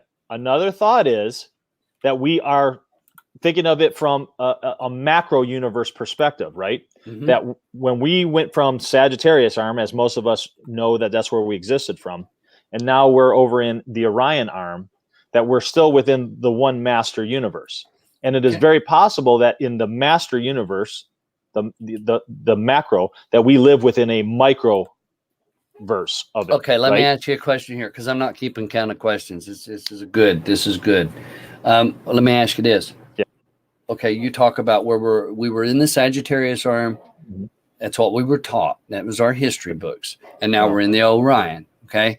Mm-hmm. But how do we know that's really the fact? Just because they tell us that. They tell us the earth is round. They tell us the earth is flat. They tell us the earth is hollow. I mean, unless you landed on the moon. There you go. We're supposedly got a remote control car we can drive on Mars. Yeah. And yet we can't get good reception here. Here's the thing. We can't believe everything we hear. But how do we know? I had a big map thing in National Geographic, okay, and it had the stars, and this is you're here, and it just keeps going out and out and out, and it showed that we were in the old Sagittarius arm. Now we're in the Orion. Well, just because that shows it, just because they say that, all they have is information printed out by a computer to try and read the star pinpricks that they see. We don't know, and they don't either. They tell us these things, but nobody's been past the moon if they've made it that far. So even then, we're still within such a small arrangement. How could they see? Now, they send satellites, they say that. But you know, the radiation, Van Allen radiation belts are stronger than the radiation that we have that was leaking over there in China, was it? Or Japan, where they had the nuclear meltdown? Yeah, what was the name of that place? I don't know. It was off the shore of Japan, though. Yeah, out there right there on the corner of Japan. Somebody in the chat room probably will know who that is. But where they had it. Okinawa, I don't think, but somewhere over there. Well, yeah, you know what I'm talking about. But when they sent robot machines in there, and they were supposed to Fukushima. There you go. Boom. Thank you, chat. Who said it? Who said it? About 8 people. Paul John. I'm behind on the chat. I'm trying to see who's the first one that said it.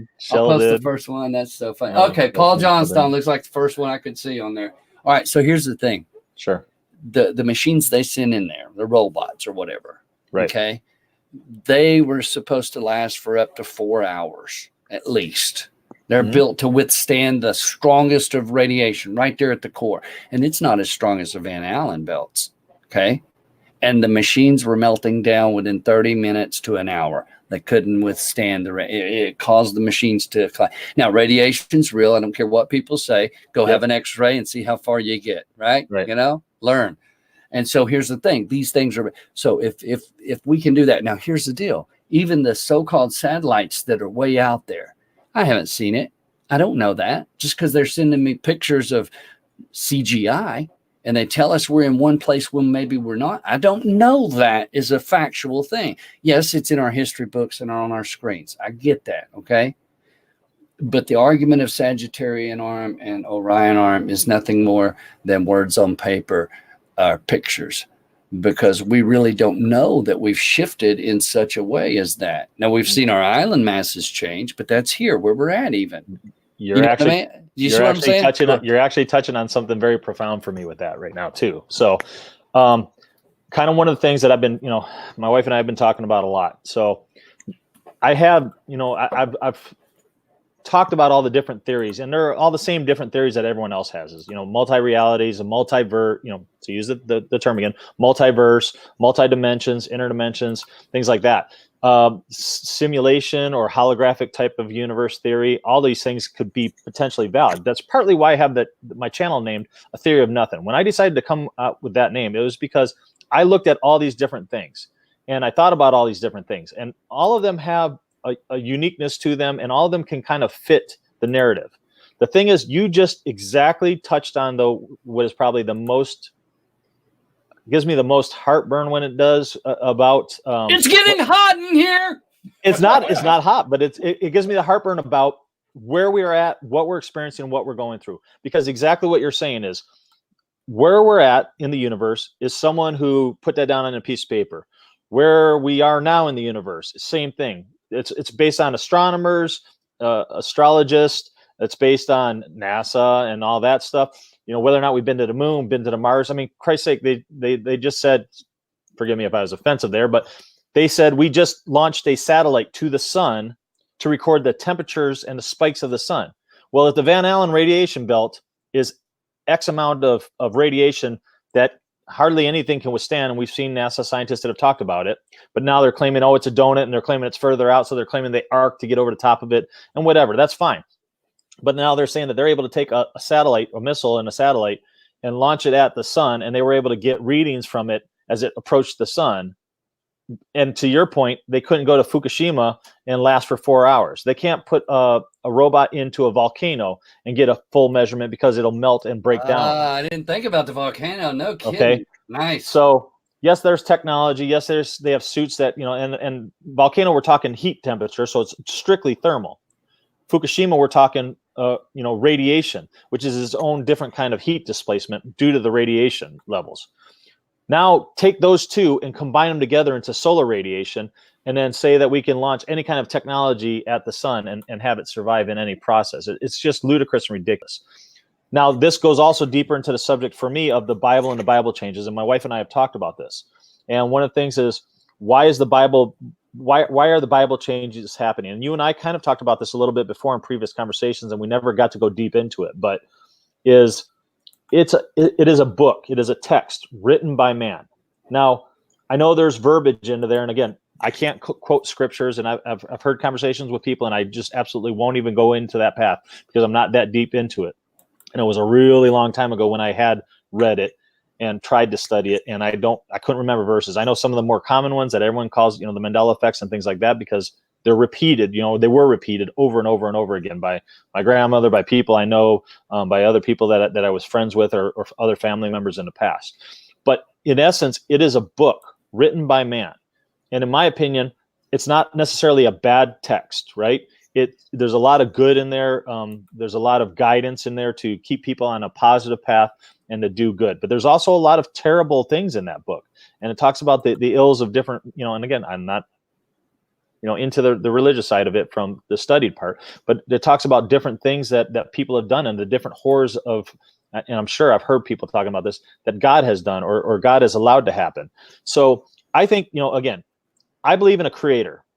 That's the only thing that I can, at the end of the day, when I funnel it all down to whatever we're going through, whatever we're experiencing, whether we're jumping through timelines, we're jumping through realities, we're jumping through multiverses, or it's just our universe, our one verse that we are in, that we exist in, that we breathe in, and we've never really physically even changed vessels. That the vessel itself is being changed. That these experiments at CERN and all these other particle colliders around the world, they're screwing with the harmonic resonance of the planet, the Schumann resonance. I'm sure they're screwing with humans and things on this planet on a subatomic molecular level. Don't move your hands as fast because it's slowing your camera. Is it screwing up my camera? I'm sorry. You're moving your hands fast. It slows it down a little bit. That's all right. I'm sorry. I'll try to do I'm a hand talker. So me too. Me too. That's good. I truly believe that CERN, here's the thing. If we talk about creator and we talk about it from a deep standpoint, even going through the religious side of it, and creator, God, as it were, and all the different, and you know the names more than I do. I don't know, all the different names going through even deep into the scripture. Speaking of the God, the one ruler, creator. I prefer creator because we at the end of the day, none of us, and I don't care who you are and what you say, none of us know what the physical manifestation is of creator. We just don't know, and I don't believe that we're even capable to fully understand that. I believe we've had experiences. Here's the thing, and again, I quote him all the time. Albert Einstein said, "Experience is the best proof." I have proof. For me, I have proof, literal proof, and there are manifestations in ways I won't even go there. It's not for me to tell you or trying to convince you. I'm not saying that. I'm just saying that the majority of people, there's people that give witness that were Muslims in a jail cell, and Christ came to them and visited them in the cell, just like it did in the old days of Scripture. Where does that come from? Why are they giving those testimonies about these manifestations? And their whole lives changed. The near death experience, all these things where people have come back from seeing something there and having a presence, even though it's not like what we are. Human flesh cannot look upon God. I agree with you. Our Father in heaven, our creator of all things. Mm-hmm. However, there are manifestations, the Holy Spirit that most of us, that are, I won't say even most of us, a handful of those who really are trying to be a servant to our Creator, who we are studying and trying to see. Here's the thing. Let me ask you this question, point blank. Sure. Since we're talking about the Creator, if you could know God, would you really want to, or is that just a pastime headache? I mean, be honest. Talk about Hotseat. To know God? Yeah, if you could really know Him. I mean, literally, because you just said you don't believe you can know Him, pretty much. No. I don't believe we can know what He is, what He really looks like. No, you're talking about... we can't know Him that way. Now, you're talking about manifestation. I absolutely believe Creator manifests stuff. I believe that's partly, and I've talked to you about this before, I believe that's partly what we ourselves also have the ability to do. That was one of the questions. Moogie Mom wanted to know if you believed in angels. So I've had my own experience. I don't know that. That one's a touchy one for me, and it's a hot seat. I get it. That's it. I don't know. At the end of the day, I don't know. I have not physically seen what I could classify as an actual angel or actual demons. I have come across in my past entities, for lack of a defined word at it, of both positive entities and negative entities in my dealings in my life in the past. So I couldn't tell you specifically what they were or what they were geared towards and what their real intentions were. And I know that the only thing that we have, the only thing that we have to try to understand that, of course, are different forms of Bibles, different texts, different scriptures, different scrolls that explain to us from.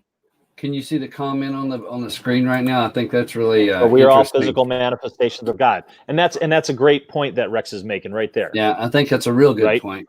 Yeah, and he's using the term God as a lot of people do, and I don't knock anybody. I don't knock anybody for using that term.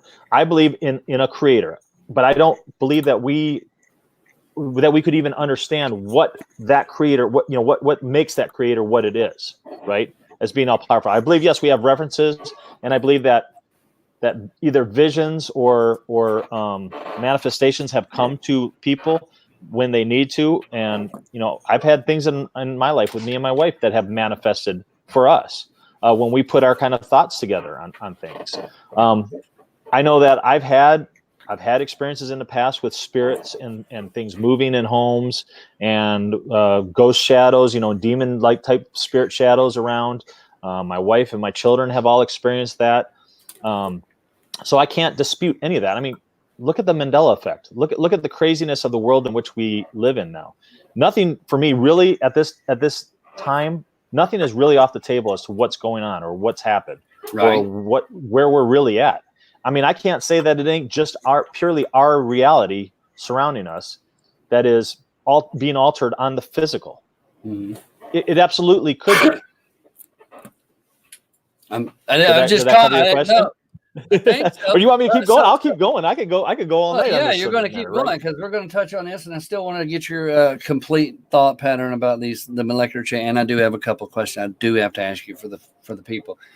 Sure. But on this whole thing, I'm not sure that you actually answered the question. If you believe there's a God or a creator, one entity who is higher, it says again. I'm a Bible guy, so I quote the I get scripture. it. Mhm. And here's the reason. I'm watching every day.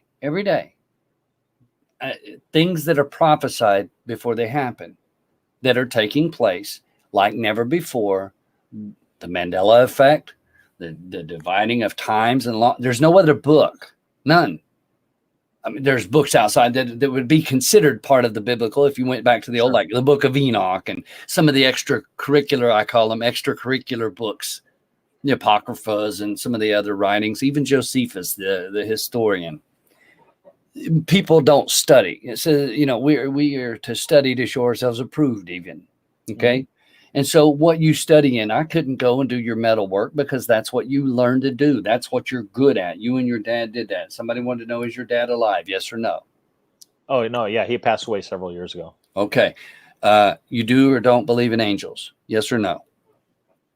I believe that they may exist. I can't disprove that they do, and I cannot prove that they do. So you've never experienced them, basically. You've never had an experience, so you don't know, right? So a physically manifested being with spread out wings has never manifested itself in front of me. Right. Scripture says sometimes you entertain angels unaware when you entertain strangers. Well, there's always that possibility. And I mean, again, going back to the manifestation by creator, I think it would do it kind of like in line with this Mandela effect. I think if it's going to, if angels do exist and they're going to be the messengers and the protectors from creator, I don't think that they would manifest themselves to me the same way they would manifest to you, Photo, because we're on two different sides of the fence on the thought process. That's right. That's right. But here's the difference. See, and I'm not going to go there. Listen, here's my point. I know for a fact he's more real than you and I.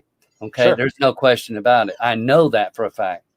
And I know it in more ways than one. And I've had experiences on both sides of that fence. Okay. From the dark side. I used to tell people, you want me to make you a believer? Come out in the backyard and let's draw a star on the circle or a circle on the ground. And let me show you. I can call forth a demon and exorcise it. I'll make a believer out of you. Most people, if they think I'm serious about it, they don't want to know. They don't want to know. And I think it's the same way with people who, when you talk about God, oh, it's great to say there's one. The devil himself knows there's one. He knows him personally. That's fact. If there is a sense of the devil and the evil, and I say the word if because you have no concept or belief in that system, you think it's a possibility. I understand that. It's an agnostic view. Okay. It's not, you believe for sure there is a creator of all this. Absolutely. But you don't know if it's an alien or a 12-year-old on a video game in some basement in another dimension. You don't know. And so because you don't, you have to just theorize. It's a great theory of nothing. How you like that play? Nice twist, Photo. Nice twist. Okay, so here's the thing. The question still stands because I want a yes or no. Okay. If you could know God and angels and all of those things, if you really could, would you really want to? Or would that make you have to change your ways? Is that what scares you about that concept? Because most people, you don't want to be a Jesus nut, do you? Oh, if I could be, if he would prove himself to you, you'd jump on it, wouldn't you? Absolutely. Yeah. I have no problem. And I don't even feel that it's a switch of position at that point. I don't think it's a switch at all because I think you're already on the right track because you're trying to find out what the heck is going on with the timeline. I get that. And I think this was all a wake-up call to draw us back to the Father. And let me say this, okay? Christ in the scriptures says, why call it? Because everybody's talking about him being the rabbi and the master and all this stuff. He prayed to the Father. He says, why call to the people? He says, why callest thou me good? For there is none good but the Father only. even Christ directs us to the Father. This Holy Spirit will direct us through Christ because we need to understand what God actually did for us, the creator of all things. Sure. There is only one creator, regardless of people's points of view. There is only one that's at the top. There's one top dog, so to speak, head honcho, if you will. And the idea is everybody, like you said, there's so many different religious pathways that everybody's trying to find their way. But there's only one. There's only one in the whole world that makes the claims that it does and is persecuted like no other. You know, on the top of the list, if you're ex-military and you're a Christian, you're considered a terrorist threat. That's before any of these changes. That's fact. Really? Wow. That's fact. Because you're considered somehow radical. However, most people you know who try to walk or have a walk with God are loving people and have empathy. And I think the reason you see the changes, this is my opinion, it's not, I'm just telling you how I feel. I mean, you talk stuff. I'm telling you. Yeah, I know. We talk. Yeah, I know. I'm telling you from what I know and from what I've gleaned. Now, what I know might not be what you know. That's obvious. I can't do the still work that you do. I don't know that. But just like I can quote scriptures left and right, you don't know those. I get it. Where we put our attention is what we grow in. I get that. So here's the thing. I know and I believe that you, because of your goal, because of your heart, because of the empathy that you have to learn, to understand the reality around you're craving, we call it, for truth. There's a scripture that says that because people have not the love of the truth, but have pleasure in unrighteousness, that they would be blinded. And the majority of the world is blinded. And those that can see, even they may be deceived, says, but there would be a select group, not just a handful, even though in the mass overall numbers, I'm sure that the Mandela effect's just a handful, really. It's less than 1%, most likely. Who knows? Oh, I'm sure it's far less than that, yeah. Yeah, considering the world population, right? But here's the thing. Out of all of this, knowing that you know that there's a God, or at least that you believe there is, you really don't know that. You just believe it. It's something you believe because you haven't had an experience. But because of the things you see, you know something's in. So I guess you probably do know. It is a wake-up call. You do know. It's just maybe you are not in great communication with him. And if we're not careful, you can be in communication with the wrong one, pretending to be him. I'm just throwing that out there. Well, and that's the other reason why I step with a very, very cautious step process on this, right? You have had your experience and you are now learned, right? So you have all those things well, you're not fully learned, but you're a learned man when it comes to way more so than I would even consider myself in different aspects, but for sure into the belief, the God path. I don't know. I don't even know how to properly say it. You're definitely more learned when it comes to scripture by 1,000,000% than me. Okay. And that was one of the things I was trying to tell you the other day when we were talking on the phone, brother, if you're going to tell me scripture, tell me scripture. I love to hear that stuff. I will. And I think you and me, our paths lining up with each other. There was obviously a definitive reason for that to happening. Call it a divine intervention. Call it creative design, as even that was meant to be. And I was meant to come into your path. You were meant to come into my path.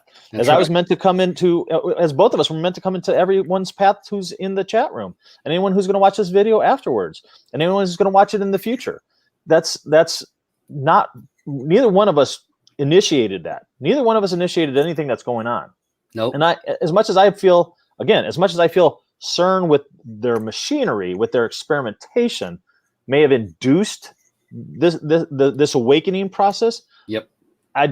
They didn't do it because of just random chaos. It was getting back to divine creator and having a plan. Maybe the end is not defined. Maybe he has given us, or she or it has given us the ability to kind of define our own paths. And that's what mankind was really, truly designed and created for. And things like this are allowed to happen. Sure, being the alpha, the omega, the beginning and the end, it could see the front, it could see the end, and it could see all paths of possibility in between. And perhaps it's nothing more than our micro universe, right? That is being altered and changed in the physical, both historically and go right on into that, because I didn't really, because we're bouncing around a lot of places, and I want to get some of this information out of your head through your gums and out to the public. And that this whole concept, I wish you would go into more detail about. You mentioned CERN and maybe some of the other colliders and things like that. What is actually taking place on that molecular level? Most people have a real hard time wrapping their head around it. They'll believe the Mandela effect now. They'll believe that, okay? But they can't grasp how. And so when we look back at the time concept, and it's not people going back in time as much, I don't think. And maybe you think it is, but I think it's information bits. Because once they're in that realm, once that hole is torn in that veil, I think it reaches to that spirit realm. And in that spirit realm, where I believe the demons, angels, and ghosts and all that realm, the shadow, right here in front of us, but just outside of our understanding or visuals, in that realm, tearing a small hole and quantum entangling with things on that nature that is outside that timeline. They call it a time loop gap. And by doing that, I think that they're somehow making time changes. I don't know. And it changes the matter. Like you said, I want you to really touch on that they don't have control. I don't think they realized what they were doing. Yeah. And talk about your wife's earrings. That's pretty neat too. Well, let's start with the earrings first, because that's a really quick one. So one of the big physical manifestation anomalies, and everyone talks about the internal changes and things like that, and then the craziness with people having hexagon eyes, and now we all have the dark. Well, most of us, at least my wife and I, both have the dark ring around our irises, which we never had before. And you look it up, and when you look it up on Google, right, it talks about, that's a thing when you're a child, and by the time you get into puberty, typically the body, it gets away from your iris, and your eyes form to their full final stage color, and then the dark ring around it, and I don't know what they specifically call it now, but that goes away. So yet here we all have it. But for my wife, she's only ever pierced her ears one time. She's only ever had one set of piercings. And now you guys see, I actually have two. I did this second set of piercing as kind of a tribute to my wife, and she doesn't even know that that's why I really did it. That's awesome. Because she now has a pure deep indentation in both of her ears, one in this spot, one in that spot where you see my second set of earrings. And she has the little bump on the back that would happen only when cartilage hardens and forms over time of an earring being in there and wearing around. But yet she's never, her entire life, ever had her ears pierced twice. And it struck her odd, and I couldn't tell you if it was her that pointed it out or me that pointed it out to her, and it might have been me that thought, I kind of looked like it said, when did you ever pierce your ear twice? Because she's never had two earrings in there, and I don't ever remember seeing an indentation in her ear whatsoever. But now that's a reality, and it still freaks her out to this day. She still looks in the mirror and, yep, they're still there. It's still there. They haven't gone out. So that's the only squirrely thing about what's going on leading into the next question. What's really going on with our reality, with our base reality that we're residing in our conscious state right at the moment? I feel that this is a physical thing. I don't think it's I've talked about it being digital or being holographic before. You brought the point about a kid sitting on his computer playing around with it. There's a possibility of that, just because we don't really have the answer, but it's hard to get the brain past the concept of this physical case, this physical meat suit, as it were, this computer screen, things like that. But here we go. We're sitting here on a computer. I'm unplugged. I'm not tethered to any wires connecting me to any sort of data stream. So my physical being, the surroundings behind me, they're getting digitized, broken down into a subatomic digital graphic. They're being shot through the internet to everyone's computer and reformed back together almost perfectly, unless I look like a weirdo to everyone and I have like horns or some halo or some weird thing going on your computers. But on my computer, right, as I'm looking at myself in there, my physical image is being broken down digitally into subatomic images sent throughout all over the world via the internet, and then being formed back in. And it's doing it not through just a physical line plugged into a wire. It's also being done through a signal, through a Wi-Fi signal. That's crazy in and of itself. If you think about it, think about the dynamics that it would take to do that. Now, thinking of it from our physical reality being kind of in that same sense, where we're always in a micro but assembled state. And now you get into particle collision. So what I really believe is, getting back to, and we'll stick to the one universe spot for a second there, Photo. Let's say we have just multiple dimensions.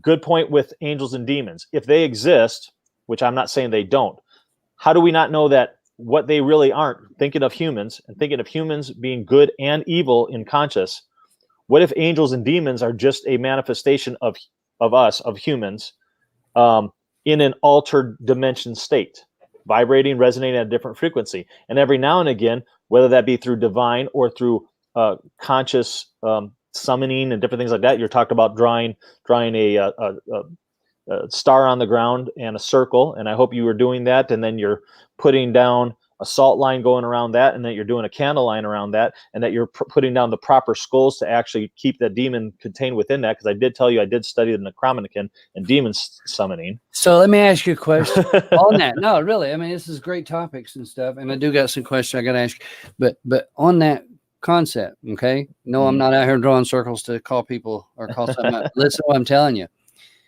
Even the Luciferians who are doing those practices, calling things forth, interestingly enough, they use the holy names of God. Correct.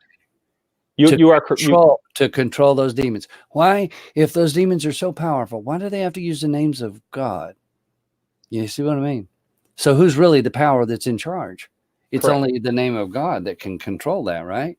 Interesting. Absolutely. It's interesting. So yeah, the good guys have got an upper hand. Let me ask you a couple questions. Salted Citizens, we are all at different stages of the truth. I think back just a few years ago, and the end is finding the one who's really called the truth. Baby steps. Okay, let me ask you these. These are going to be real quick questions because I want to get through, and I know we are pushing on our clock. I told you it was going to run long. Brother, you are going to be back on here, though, right? You are. Oh, absolutely. Yeah, anytime. I want to pick up. I still want to go there. I still want you to talk more in depth about this quantum stuff. We need to do a show just on quantum physics alone, because we were all over the place here today. But I got to let's see. Cartoon Ball says, "Do you still believe the Bible is false to control the masses?" Yes. Evidently, you believe that. Okay, he believes it. I disagree. That's awesome. Right, and we can have that. I believe that difference of opinion about it for sure. Well, yeah, and again, it's just a different. It's just like you could tell me still does something, and I could say, "Well, I don't believe it. Show me, prove it." And you haven't read the Bible, right?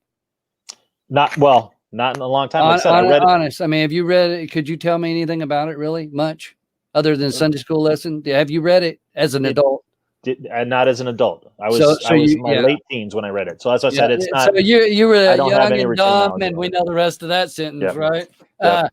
Read it as an adult. Then get back with me on that. Tell me what is and what isn't, because the majority of your life is based on that, and you don't even know it. I mean, no joke. I'm not kidding. It's better than Shakespeare and War and Peace put together. And when I say Shakespeare, it's better than all of Shakespeare, but it's mixed that with War and Peace, and you've got a really interesting story. It's not just one story. I'm sorry. But anyway, let's see. So that was Cartoon Ball. So here's the thing. You believe it's false. You can't until you read it. How do you knock it till you've tried it? Do you like chocolate, vanilla, or strawberry? Simple question. Do you like chocolate, vanilla, or strawberry? Okay, I was confused. What was the question about the belief? Chocolate, vanilla, or strawberry? Yeah, do you like chocolate, vanilla, or strawberry? I like chocolate and vanilla. Have you ever tried pistachio? I do like pistachio. What about Superman?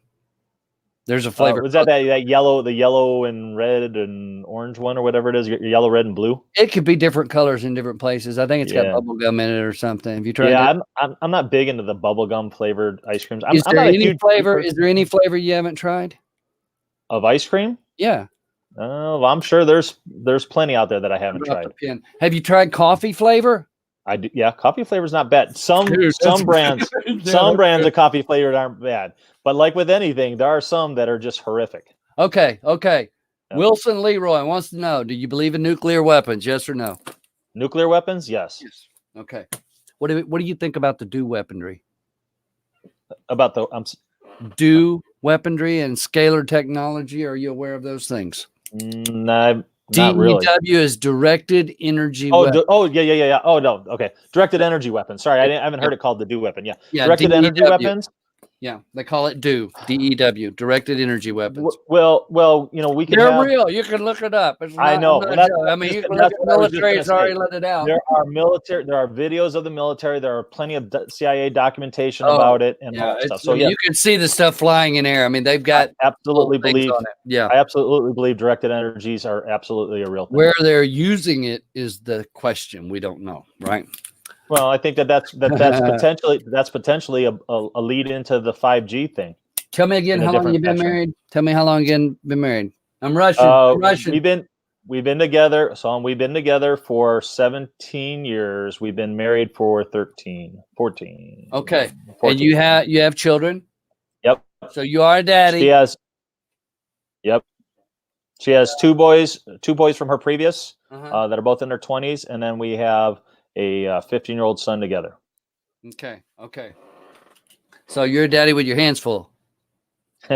Some days. She's the one with her hands full, really. She's why? So Why are you on YouTube? Why am I on YouTube? Mhm. Why are any of us who are willing to stand up on a soapbox and put our necks out there and stretch it out, and put our faces on there on YouTube? It took me a while of being into the Mandela effect to get up the kind of the nerve to put it out there myself and speak my truth and my truth of my awareness and what I'm trying to put together. And my intention kind of all along, it's kind of crazy. And I know I thought I told you about this before, Photo, but my feeling for doing it, the reason I started to do it is because I was hoping to be able to reach out to other people in the community, not only just tell my story, because here's the thing is I'm not putting it out there to get anyone's opinion about my story. I'm open and more than welcome to anyone's thought of my story and my truth and my reality, my experiences. But I didn't do it for that. I did it for myself. It was my way of professing and preaching what I'm experiencing to someone other than my wife, who is also experiencing it, right? And to see how many other like-minded individuals we could find out there. Right. And when things come up to me and I feel the need to do it, and I'm not one of those guys who I'm not running videos, 5, 6, 7 days a week. Because I have done that, and I kind of got myself in trouble with my wife because she says, you run your mouth before you run your brain sometimes, and you really need to rewatch your videos. And when I do that, I get in the spot where I am right now, right? I haven't posted a video in, I think, close to a month now, and it's because I know, man. I do videos and then I rewatch them, and I don't like the way I did, and I do it again, and then I rewatch it, and or my subject matter may change it because sometimes things come to us, whether it be via TV show, be it something on the radio, be it a off conversation, something physically you see manifest, or a book or scripture or a number of things, or a conversation with a friend, and it strikes a chord with you, and then I want to talk about it. And sometimes, again, my brain runs faster than my mouth can keep up, and things get jumbled up. And then if I go back and I watch it and I'm like, it's disheveled, it doesn't make sense, I don't have time to sit there and edit my videos. So when I do them, it's usually, that's why I do always car videos, because it's usually on my way to work or on my way home. I work, usually 10, 12 hours a day. And then when I get home, it's kind of family time, and I want to spend with my wife. Now, we have in the past, when we've gone out, we've gone kind of for walks and things like that. I did a video a while ago where it was her and me kind of walking through the park in the dark. And first time I actually stuck her on spot and put her in the video. And, it was great. And I wish, I'm hopeful that her and I could start doing more of those together too, because I really want her to get her story out there as well. What was that guy's name? The one, it was the food guy. You were the first person to interview him, right? Oh yeah. Chris Sinatra. Chris Sinatra. Yeah, with NES software, and now he's doing the Quantum Businessman. He changed his NE. I am having deja vu right here. I got to say that I'm having deja vu right here talking to you, bro. I haven't had deja vu talking to somebody on the show yet. You're my first deja vu on the hot seat. Awesome. That we were meant to talk. We even said that we're meant to talk. I've told you that before, right? And I told you about the deja vu experience. Now, my wife is getting right now. My wife is getting deja vu off the chart. Like for her, it is happening at least daily, if not multiple times a day, with different things. So she doesn't know what's going on. But remember what I talked to you about before. What you don't understand you're doing, Photo, with doing these hot seats and these roundtable discussions that you do. You're doing what I've been wanting to do, what I was hoping would actually happen. And I didn't care if it was me that did it or someone else. I just wanted it to happen. I wanted all of us from all the different sides and all the different positions and standpoints and thought processes within this Mandela affected community to start coming together, to start collaborating, to have conversations with each other, to be able to tell our truths and our experiences more directly and have side conversations with people. I always tell people, I put my email address out there, and I try to communicate with people through email and eventually get into doing phone conversations, just like you and I did, Photo, and then have these conversations. And when something resonates and buzzes with us, I feel that is a path that we need to follow and we need to pursue. Right. That's why I did, and that kind of gets back to covering why I do the YouTube thing. I felt that I was driven, that I was steered, that was my purpose and my path at the time, was to start doing that. I'm going to tell you a story. When I released my first video, I had for 3 months almost made and deleted and made and deleted and made and deleted videos over and over again. It took me forever to finally say, I'm not doing anything else with this video. This is the way it is. This is my first video. Boom, go. And then I have done, several of both up and down in the past. And I'm seeing, it gives me the warm fuzzies seeing all of us coming together. And I've told you this before. I think that and I don't know if we will be the ones who kind of manifest it, but as I believe, based on experiences with my wife, we can manifest things through Creator, right? I think Creator has given us that divine inspiration, as it were, or that ability to, from our consciousness, right, to be able to manifest things. And unfortunately, we can manifest positive and negative things, which is why I think the system right now is putting so much negative emphasis out there in the world. And I think that some of these disasters that were happening and different things going on in the world are as a direct result of that. Mm-hmm. If that makes sense. It makes good sense, brother. We are going to have to get you back on here. We're coming to that point. I know you and I, we could sit here, man. I know. We could sit here and carry a telethon. Maybe I'll do that sometime. A hot seat telethon. That'd be actually pretty awesome if we could have call-ins on that. Wouldn't that be neat? Do a telethon? Awesome. Would you hang out and help me with a telethon if we wanted to do it? Like run for hours, do a 24-hour telethon thing where we get people to call and stuff. You want it? Yeah. We might be pushing. You might be pushing the clock at 24 hours, but I'd give it. I'd give it the old college try. But I might get different people. I might try and push for 24 hours, but if I can get different people to come in as a guest at certain hours, you could maybe hang for 2 or 3 hours and do a bit, and and that way it could give me help. And I could try and do a 24. Y'all think about that. That's awesome. Your game. If we do that, I would absolutely be down for that. Hey, absolutely. We are into the final thoughts. What do you think, huh? Got them from my daughter. The glasses. They match your earpieces. That and my pens. Look, I'm a pencil and marker and pen. I love it. I love green. Okay, so really, electric green, the fluorescence. Like I said, folks, go out and get you one of those things. Brother, you talk about your wife and how much you love her. And does she believe there's a God? Is she like you, sort of on the fence, or does she have a different believing, or how does that work with you? I mean, I'm just wondering what your relationship is in that category. Sometimes that can be one's Catholic, one's Jewish. Boy, that could get hard. You know what I'm saying? Is that kind of stuff? Yeah. Do you all clash about your belief systems, or do you have different points of view on that? Because sometimes different points help each other too. So.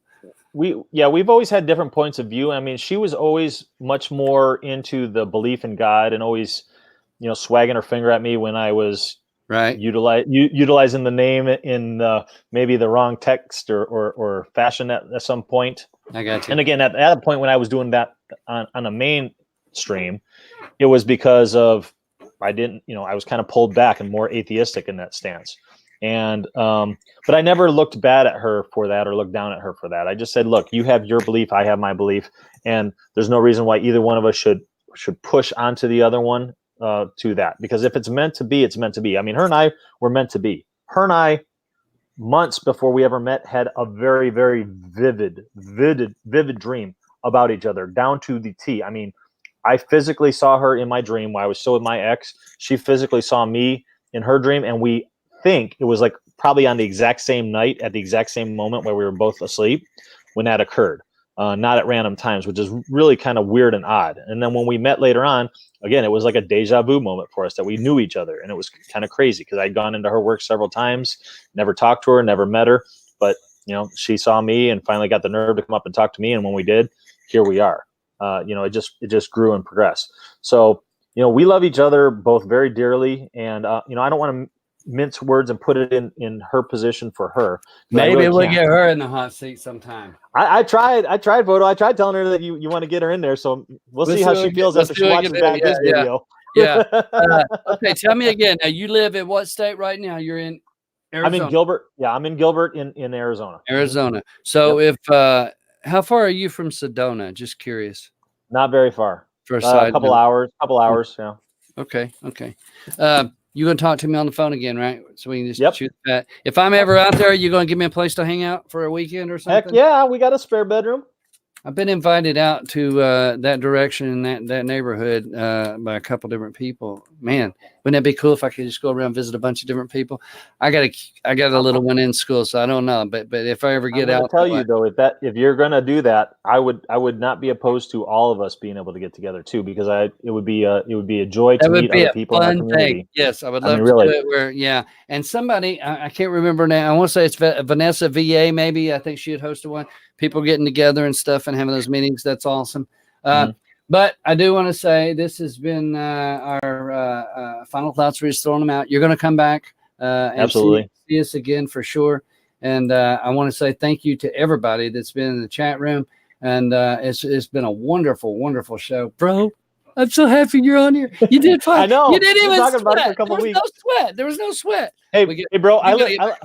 Brother, I live in Arizona, man. It's still 112, 113 degrees outside. See, man, I got to turn up the fire somehow. Next time it ain't going to just be an airplane crashing into the ground, right? You better pull out a double burner for the next one. Right. All right, brother. Well, we're going to say goodnight to everybody and thank you all for tuning in. We are going to do this again, and we are going to have Scott back on here. A theory of nothing. If you don't know him or haven't subscribed, go down and check out his channel. You can get it on the descriptions in the bottom, right down wherever that is. Go down there and subscribe to him. Make sure you thumb up this video, please, so we can get it, help it, thumb it up or thumb it down, whatever you want to do. Ring the bell so you'll know when the next one comes, all that kind of good stuff. Sub and unsub, whatever it is you do. Just push something, y'all. Push something. And who knows? Maybe you can end up in a cheer out in the middle of the field. Yeah, and I also want to take a minute here, if I could, to thank everyone in the chat who has decided to come in, watch this video live, and has stuck it out, because I know Photo normally does this video, the live session an hour earlier, and he pushed it back for me because of my work. So I greatly appreciate all of you guys still coming in and sticking it out with us, even through all of our technical difficulties in the beginning, between my earphone and your camera there, Photo, man. I'm telling you, that was just like the phone on the other day, right? Audio. Hey, we're getting better. The tech doesn't want us to talk. That's right. Listen, y'all, I want to remind you, I keep dropping pins and pins. I got green everywhere. Wednesday night, 7:00 p.m. Jenny Perty, Lord willing, we have breath, will be on this channel.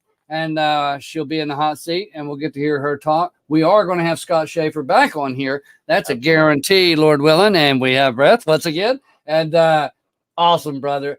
Give me a call. We'll talk on the side. Don't leave.